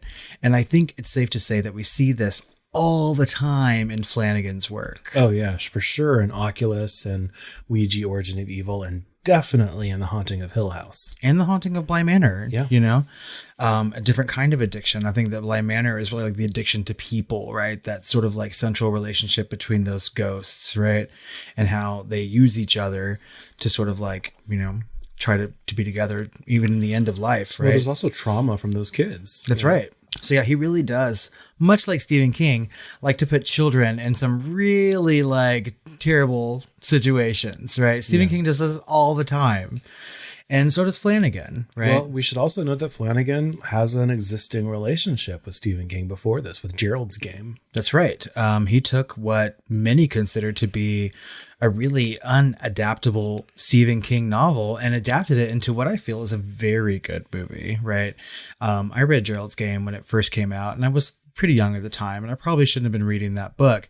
But I thought even then, I was like, this will never be a movie, right? And then there it was, and it was a joy to watch, right? As hard as it is, as hard as the themes are in Gerald's Game, he really created a good movie with that. Yeah, and speaking of consistencies between books and movies, What are the big differences between this movie and the book Dr. Sleep? You know, I have to say that I have only read Dr. Sleep one time when it was first released. Back in 2013? Yes. And, so my memory's a little hazy, right? It's definitely something that I wanted to revisit. I can definitely tell you how I felt like leading up to the book's release, right? I was very excited to read Dr. Sleep because I liked The Shining, both the movie and the novel. And I was, very interested to see where he would take this character of Dan Torrance, right? But the biggest differences between the movie and the book is that, like Flanagan tried to do in his sort of mission statement, was to reconcile the two. And he does, right? So in the book, obviously, the Overlook has already been destroyed. And so when they go to the Overlook, it is really only mentally that they go there, right? They're on the grounds, but everything else is just a projection mentally. Another huge difference between the movie and the book is the True Knot is sort of more fleshed out, right? We get an idea of who some of these individual members of this like cult are, right? Mm-hmm. And we get to know them and their backstories a little bit more than we do in the movie. The movie, we're sort of just shown Rose the Hat, Crow Daddy, and Snakebite Andy, right? And I guess Grandpa Flick a little bit, right? But the rest of them are sort of like one note, bystander, lineless characters, right? Yeah. And the book, it's not. We sort of get an idea of how long these people have lived together and how they travel, right? And there's lots of descriptions about them as sort of like a caravan of these, RVs traveling across the country and things like that. We really get to know these characters a little bit more. And I found that to be fascinating in the novel, actually. It creates a more believable group of villains as opposed to in this movie giving us one really good, believable villain. I don't know. I like Crow Daddy. I like Snakebite Andy. Yeah. I thought there was several. I thought Grandpa Flick was an interesting character, even though he had kind of a bit lines or whatever, but you could see there was a personality there. Also, I think in the book, there were differences in relationships. Like instead of Crow Daddy being her partner, it was actually Snakebite Andy. Yeah. And it wasn't a mentor-mentee kind of relationship in the book as it is in the movie, which Flanagan thought would be more interesting. Also, there was a subplot, I believe, that they caught like polio or some random, disease from the baseball boy. And so part of them trying to get a lot of steam to heal themselves from this, really typical, things that would be normally vaccinated against, they're exposed to those things. Mm-hmm. This is why they're so out in the wilderness and things like that all the time, to be apart from population so they don't get these like things like smallpox and things like that, And so part of their motivation is to cure themselves with getting more steam and things like that. And so they're dying off. I think at least one of them died off in the book from this from getting this transmission of some sort of disease, this that extinct disease that we don't normally have to worry about as society. But I think that's smartly gotten rid of in here just to streamline the story a little bit, because really it's the lack of steam, is all we really need for the story for their motivation, I think, to move forward. I do know. I mean, by and largely, I feel like this movie is very like faithful to the book, except for the places where he chose to be faithful to the original adaptation, right? But he really does like walk that tightrope between the two and does a very good job of it. I mean, I will almost always say that the movie is not as good as the book in any situation, right? No matter what we're talking about. And this is no exception, right? I mean, Dr. Sleep as a novel, to me, is better than the movie, just because you have access to the inner workings of these characters' minds in a way that Stephen King can only do. Like, he's really good at that, and getting us into the minds of every single character, whether they're bit part or main, right? And I mean, that's something special that he does. And I fully suggest that if you're a fan of this movie, if you're a fan of The Shining, to go and read Dr. Sleep. Like, it's good, by and largely. Wasn't Abra in the book actually the niece of Danny Torrance? Like in the movie, it's hinted that, or like they put kind of hanging around on him. It's like, oh, I can just say you're my uncle. In the novel, he actually is her uncle. They find out. I don't remember that to be the case, because I don't remember Danny having a sibling, or no, it would have been from his father's previous marriage. So it'd be like half. It'd be again half niece, I guess, or whatever. How many times removed, or whatever you say. But yeah, I was reading about that earlier. Like I said, I mean, like my memories of this are hazy, and it's like it's one of the Stephen King novels that I really want to go back and reread, or at this point, like probably listen to. Like I haven't listened to an audio version of this, and I'd like to. And when we added it to the docket, I thought, oh, I'm going to go back and revisit this before we do the episode, right? But we have things on our docket like way into the future, and I think that we added Dr. Sleep like pretty recently, and I mean, time is a factor, and I just didn't have time to do it. But yeah, I mean, if that's the case, if I've forgotten that much about the book, I definitely need to go back and like revisit it. If there's a version where like Ewan McGregor or Rebecca Ferguson are reading it like for the audiobook, just let me know. Oh my God. I mean, obviously like it came out way before the movie, so it's somebody else reading Hell, it. even Dick Halloran reading it, like Scatman Crothers or something like that. Yeah. No, I would love it. I don't know who reads the audiobook, but that's the way that I consume, the literature that I read now. And so obviously when I revisit it, it will be an audio version. And I assume that it's going to be well done. So it's a good book. Yeah. And I think a lot of people were sort of on the fence about it. Stephen King doesn't do sequels, really. No. Right? And for him to have an entire novel that's an actual sequel to a book that he wrote so many years ago, right? Like to me, it really was, I think he was trying to work out his own demons, right? And trying to reconcile his own dissatisfaction of the Kubrick version and maybe even the version that he wrote himself, that miniseries, right? So he had to come to peace with The Shining, maybe out of everything that he's written. Like that's maybe the one thing he held a lantern on. And I know that it's incredibly personal, based on the way he got the idea from the book, The Shining and everything. And it's just something that he felt he needed to do. And maybe these fans who asked him all these questions or whatever, it gave him a spark, and that's what we got. Yeah. Well, let's get into the making of a little bit. And I don't have much here because it's not like a storied abusive experience like The Shining was, but it did take a lot of negotiating to get this film made. Mike Flanagan had to convince Stephen King that despite his own distaste for Stanley Kubrick's The Shining, audiences were more familiar with that version rather than the Shining miniseries or even the book, and largely preferred the film.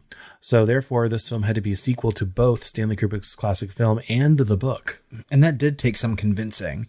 I listened to a podcast of, it's a Stephen King podcast where they invite people on and they choose an adaptation and they talk about both the book or story and the movie, right? And so Mike Flanagan was on this podcast and he was supposed to be talking about 1408, but they spent a lot of time talking about his interactions with Stephen King. And he went and met the man in person and like really told him his vision of adapting Dr. Sleep, right? And this is after Gerald's Game. And so I think Stephen King was sort of like sold by it, and I kind of get the idea that... Well, he had also seen The Haunting of Hill House and Stephen King loved that. Yes, for sure. And I mean, like Mike Flanagan, I think we can all agree, is a fantastic horror director, right? I think he has a very like central style, and you can watch a movie and know that it's Flanagan, right? And I also know that he's a big fan of Stephen King. And so like meeting Stephen King, I'm sure that he was like fangirling all over the place or whatever. And I think that eventually, I think he said like their conversation lasted much longer than he had anticipated, and they got to be like good friends by the end of it. So he went there to sell him and he sold him, and then he made this movie. I don't know, because I can tell a Kubrick film, right? Almost immediately. I don't know that I can do the same thing with Flanagan. And I'll tell you why. Is because part of The Shining or Clockwork Orange or 2001: A Space Odyssey is seeing almost like a photography demo reel, right? That's like, look at this, look what we have done, look what I can do, and some of it serves a story and some of it's kind of just like, look at this, and versus everything that Flanagan did in Dr. Sleep, even with the same lenses and same shots in the hotel and the big, huge, epic Kubrickian scene of, Rose traveling across the world on the astral plane or whatever, served the story 100%. None of it felt like it was flourish, really. And to me, that is, to be able to do that stuff and have it serve the story 100%, just served the movie a little bit more than it did in Kubrick's version. I think it was served Kubrick's version in the way that made it famous aesthetically, but in Dr. Sleep, I think it's not the thing that you walk away with. Oh, that movie was so beautiful. It was shot so perfectly. The thing you come away with is the story itself and the meaning it has for you emotionally. And I think that's the difference. Well, I mean, and when I say like you can tell that it's a Flanagan film, it's not quite from that like grand sense, but there are some like design aspects in Dr. Sleep that really make me think of things like Hill House, right? The way that some of the ghosts in these flashbacks that Dan experiences look very reminiscent of some of the ghosts in Hill House, right? Around the eyes or the way the makeup is done. And I have to imagine that Flanagan had some input in all of that stuff, right? I can sort of see a Flanagan touch or a flourish in his own way in this as comparison to some of his other work. I can see that. There's just little tags here and there. Yeah. But obviously Kubrick and Flanagan are completely different kinds of directors. Of course. I mean, yeah. I mean, and for me, like attention to story and character detail is key, right? One is warm and one is cold. Exactly. And so, I mean, I just two very different kinds of films from two very different directors trying to have very different end games, actually. Yeah. So, I mean, yeah. That said, Mike Flanagan painstakingly recreated the sets of the Overlook from the blueprints acquired from Stanley Kubrick's estate. I don't doubt it. Yeah. Actually, I mean, I'm fairly certain that Flanagan, while a big fan of Stephen King, is probably also a huge fan of Kubrick's The Shining. Well, yeah, but you can also tell in the making of that he's also just kind of a big kid. And he's enjoying what he's doing, and he's, the actors are enjoying what they're doing, and everyone was having kind of a good time. I think they were I saw some sort of behind the scenes and they had the kid Danny writing the remake of the trike through the hallways, but he also had to make a big wheel version so that he could do it. So he's writing this man-sized version of the trike through the hallways, and it was just hilarious to see. And they just did that. So he just spent the extra money just so that he could do that and experience it himself, triking through the hallways of the Shining Overlook Hotel. It's that kind of anecdote that makes me want to meet Mike Flanagan, like, even more, like I have a lot of respect for him. I really like a lot of his work. And there's only one thing of his that I haven't seen, but the rest of it, I've liked it all. I mean, he makes a movie and I just really enjoy the shit out of it. Like he's a really great horror director. Yeah. And I think that, the stuff that he makes in the future is going to be equally good. I think as he goes on, he gets better and better. And, we certainly haven't seen the last of Flanagan. And I really hope that people sort of like latch onto him and like give him the visionary horror title that we give to people like Wes Craven or John Carpenter, because I really think that he is the equivalent of that in our time now. Oh, certainly. Now, I do want to do a special mention of the music by the Newton Brothers, because it's kind of a best of the Shining soundtrack, and they did a stellar job. They do use the heartbeat that's homage to the original Shining, but it's much more prominently used here to increase and decrease tension. I remember noting that this is the very first time I saw this, with the heartbeat kind of constantly going through these moments, especially like when there's no other soundtrack, like Rose in that astral moment going across the world. All you hear is just, maybe a slight wind with that heartbeat going slow and then faster and faster, slower and slower, depending on the scene, and I thought it was used to great stylistic effect in the movie. And I think it really served the soundtrack overall, not just the music, but I did want to make special mention of that, because I thought they did an amazing job. And I'm glad that they took some of those cues from the original Shining, right, and used some of, like you say, the best of from that movie, because when the movie first opens, and I was sitting in that dark theater with my mom, and the first like musical cues from The Shining are over the title cards, right, and it was just like, talk about like an instant nostalgia boner, it was just good. And it's something that I needed in that first part of that movie to sort of like draw you in. And it does immediately, right? It, like The Shining is so, famous for those notes of music that, from the minute they do it, you're there, you're ready for the ride. So yeah, the Newton Brothers have done other horror movies too, and I cannot like put my finger on what, but I know that like they're pretty well respected at this point, in the horror community. So let's talk about the overall legacy and future, starting with King's reaction. What was Stephen King's reaction to this movie? Stephen King liked this movie. Yeah. He liked it a lot, actually. And, so when I sort of like got the idea of what Flanagan was doing before I saw the movie, I thought, oh my God, Stephen King's going to hate this, right? I was like, he's not going to like the direction that Flanagan went in. He wants a more grounded, faithful adaptation of his novel, right? But there's really no way to do that. in this day and age, you know, and like Flanagan made the right choice. And I'm glad that Stephen King appreciates it the way that he does. Well, this makes me want to segue into our reaction at first viewing, because we knew kind of going in that he had a hard job. He had to walk the tightrope for the entire duration of this film to tie together the original material of Dr. Sleep with the Kubrickian. Should I say Kubrickian? Kubrickian? I mean, yeah, we can coin a word. The Kubrickian proclivity.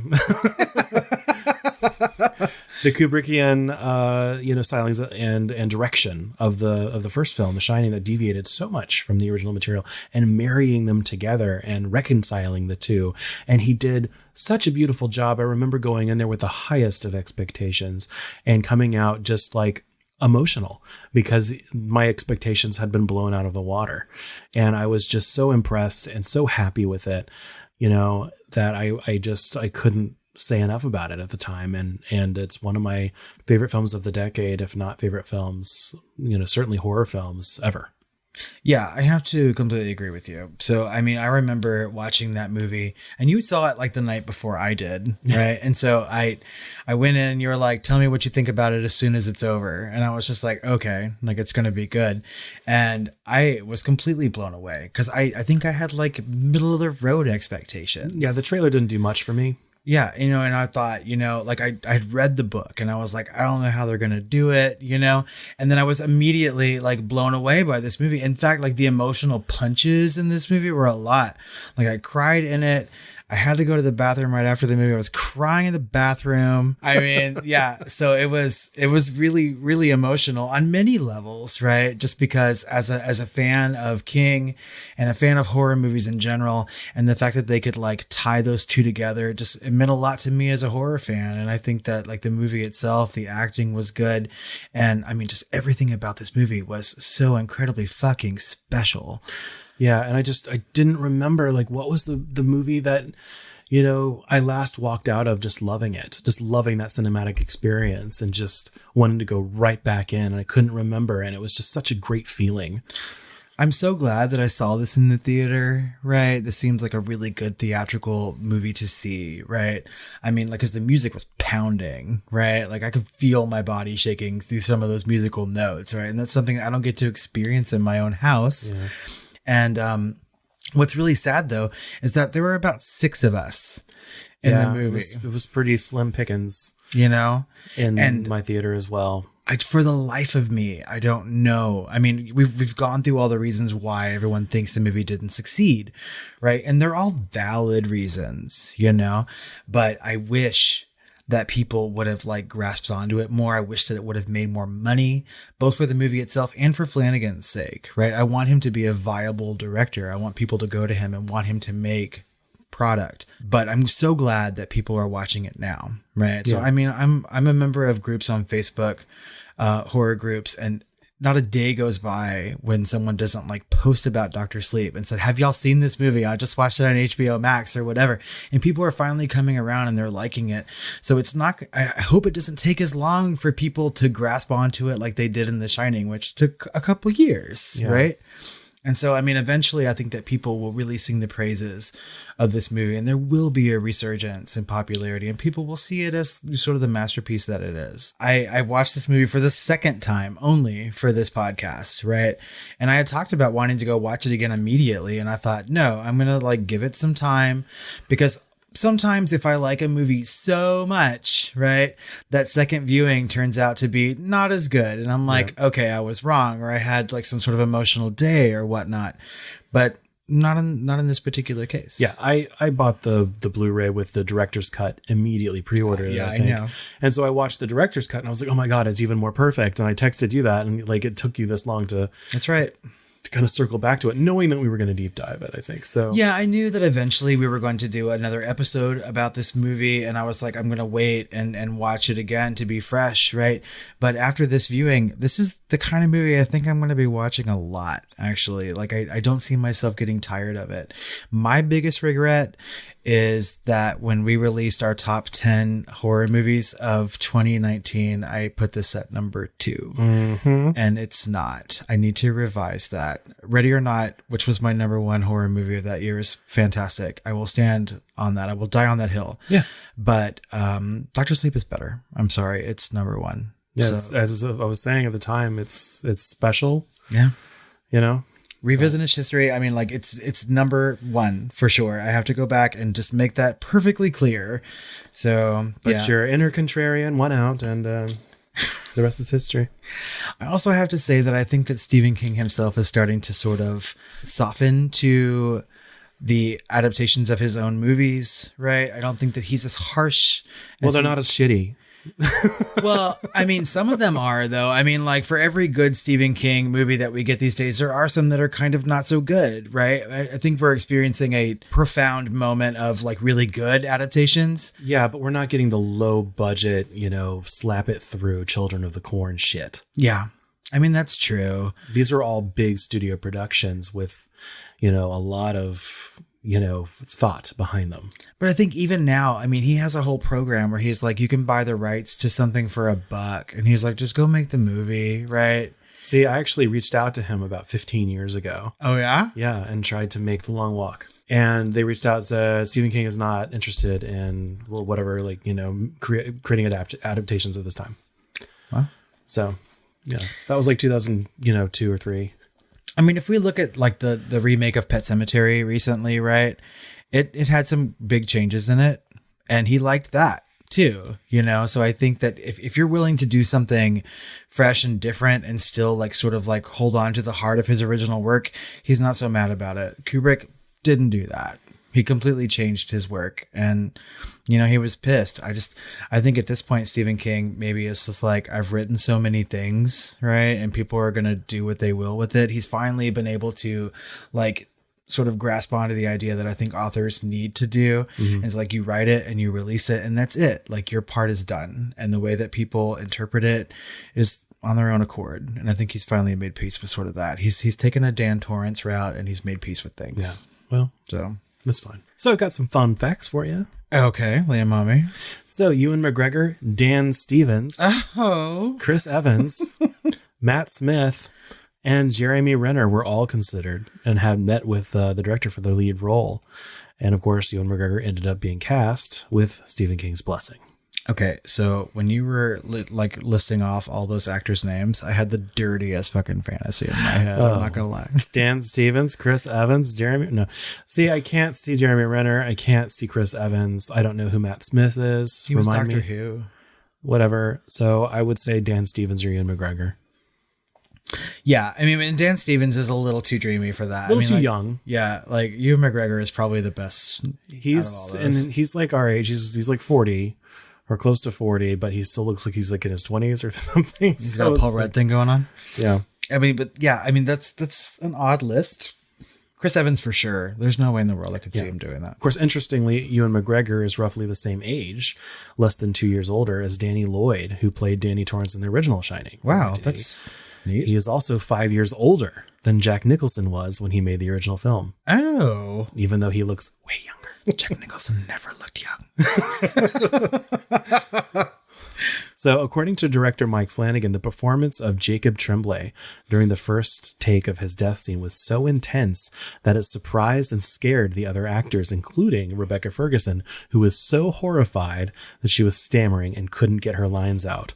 When the scene was over, a grinning Tremblay jumped up, covered in fake blood, high-fived his father, and walked over to the craft service to get a snack, leaving Ferguson and the rest of the cast shell-shocked and traumatized.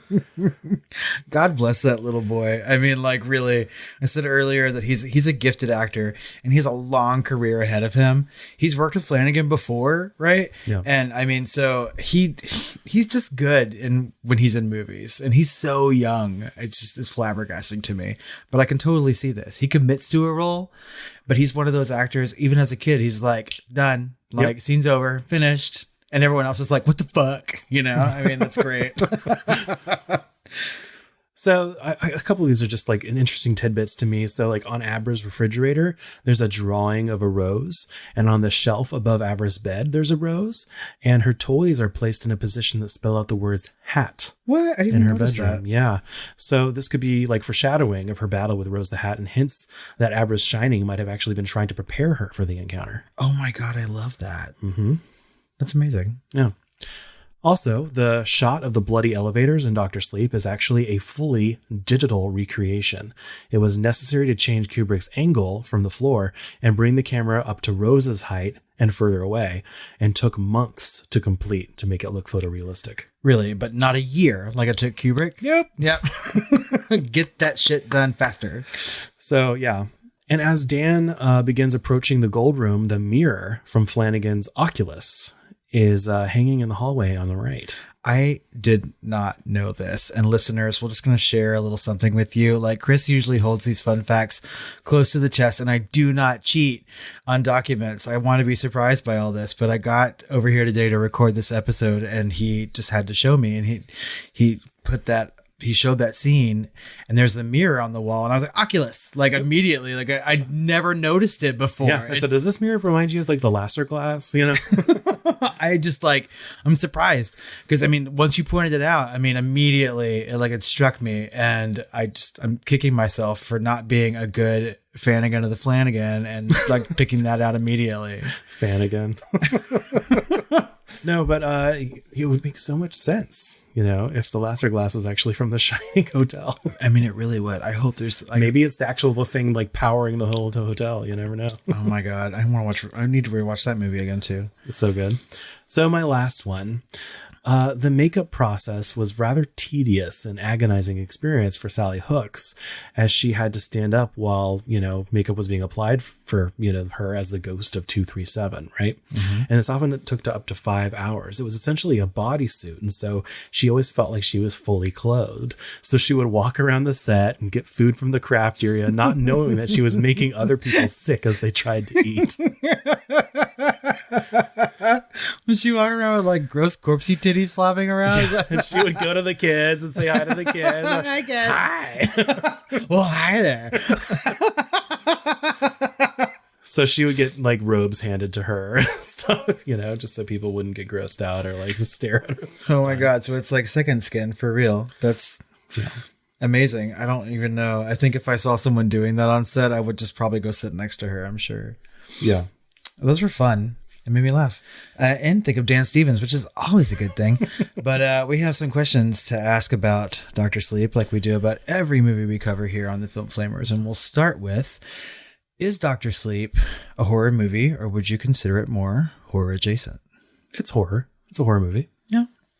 I think much like Flanagan was trying to straddle the line between, you know, novel and original adaptation, I sort of straddle the line on this one, right? I think I can go either way. There are some moments that are very definitely horror, but a lot of it for me is a really, really dark, like fantasy movie. Yeah, you've got like vampires, and you've got blood and guts and ghosts, you know, and everything that entails, and all the drama and tension that entails. And, you know, all this other stuff, this heart, this warmth is not really super normal for the mainstream horror genre, but it still doesn't mean it's not horror or even horror adjacent to me. Yeah. I mean, I still would consider it to be a horror movie, like first and foremost. It's definitely not missing anything to be a horror movie. It's that it has other things in it too. Exactly. Which is fine.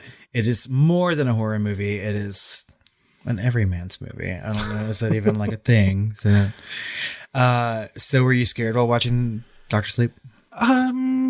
That's the thing. You know, a lot of people aren't scared in Dr. Sleep. My sister's main complaint actually about Dr. Sleep was that she wasn't scared in it. And that's kind of a litmus test for her, you know, for horror movies. If they don't scare her, then they're not good, or they're not horror movies, you know. And for me, I don't care, because almost nothing scares me.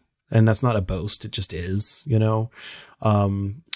There's moments that creep me out. There's concepts, you know, I get, you know, wrapped up in tension just like anyone else, you know, but as far as like getting scared, like shut my eyes, shut my ears, turn the TV off. No, there's only one movie in recent memory that kind of did that to me. And even then I didn't stop it, you know, or cover my eyes or ears, but that was Terrified. Yeah. Scary ass fucking movie. I do get scared easily, and that's why I like horror movies. I appreciate the feeling of being scared, and I'm happy that I get scared easily. And that scene where they were torturing Jacob Tremblay got to me the first time that I watched it, and on this viewing too. Yeah.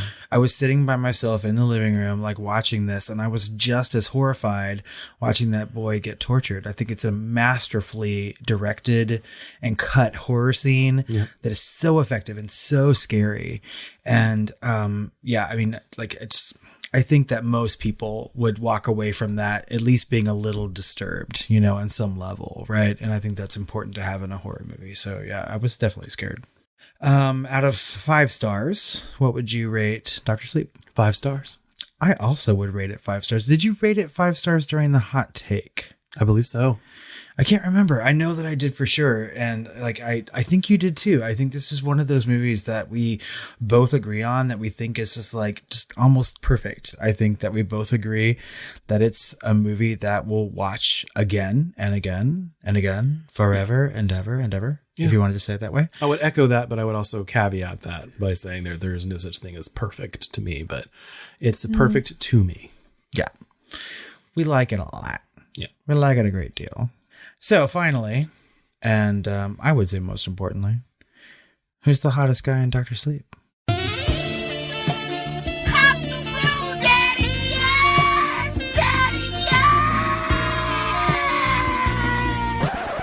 Dave. The dad? Abra's dad, yeah. Yeah, he was hot. He was streamy. I don't even think I need to answer this question at this point, right? I think who's the hottest guy for me? Oh, if it's Billy. Yeah. Cliff Curtis. Yeah. On the way. I love Cliff Curtis. If you're listening, and I'll just go ahead and tag you on our post on this, maybe. I mean, just slide into my DMs, okay? Okay. Worth a shot. Well, I think that just about wraps up our conversation on Dr. Sleep, and we definitely want to know what you think about this one. Maybe a lot of people have not seen this movie, and we want to know if you have and what you think about it. You can find us on social media at The Film Flamers on Facebook or Twitter or Instagram. You can call us on our hotline at 972-666-7733 or email us at tiredqueens@filmflamers.com. We'd love to hear from you. That's right. We want to hear your voice, guys. Call in. We like to read our reviews on Shooting the Flames. So if you're listening on Apple Podcasts or iTunes, head over there and give us a 5-star rating and a little snippet of why you like us. We'll read that review on Shooting the Flames, and it really helps us out. It's possibly the best gift you could give us. It really does. And if you want to join us over on Patreon, we're actually covering Children of the Corn over there this month. And if you pay as little as $2 a month, you can get access to all that bonus content, as well as a lot of our episodes, as many as days and weeks early. That's right. We have a growing family over there. Lots of conversation going on, so head over there and check it out. This also wraps up our episodes for January, but we have more things coming for you next month. It's the month of love, and like always, we're going to be talking about a little horror movies, with some love adjacency to them. Yeah, so we're going to cover Ghost. That's right. You in danger, girl.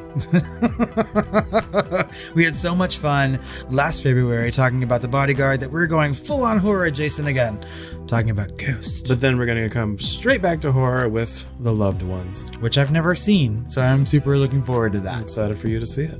Well, listeners, thank you for letting us gush about Dr. Sleep and Mike Flanagan. And until next time, sweet dreams. I love how The Shining is super quotable, right? But the only quote I can think of from Dr. Sleep is, well, hi there. Except you seem to know more of them. You're talking about the drink takes the man or whatever. I mean, yeah. A man takes a drink takes a drink takes a man. That's right. It's medicine. Pop. Yeah. And that's from the original book rather than Shining, so. It is. Yeah. Well, hi there. Well, bye there.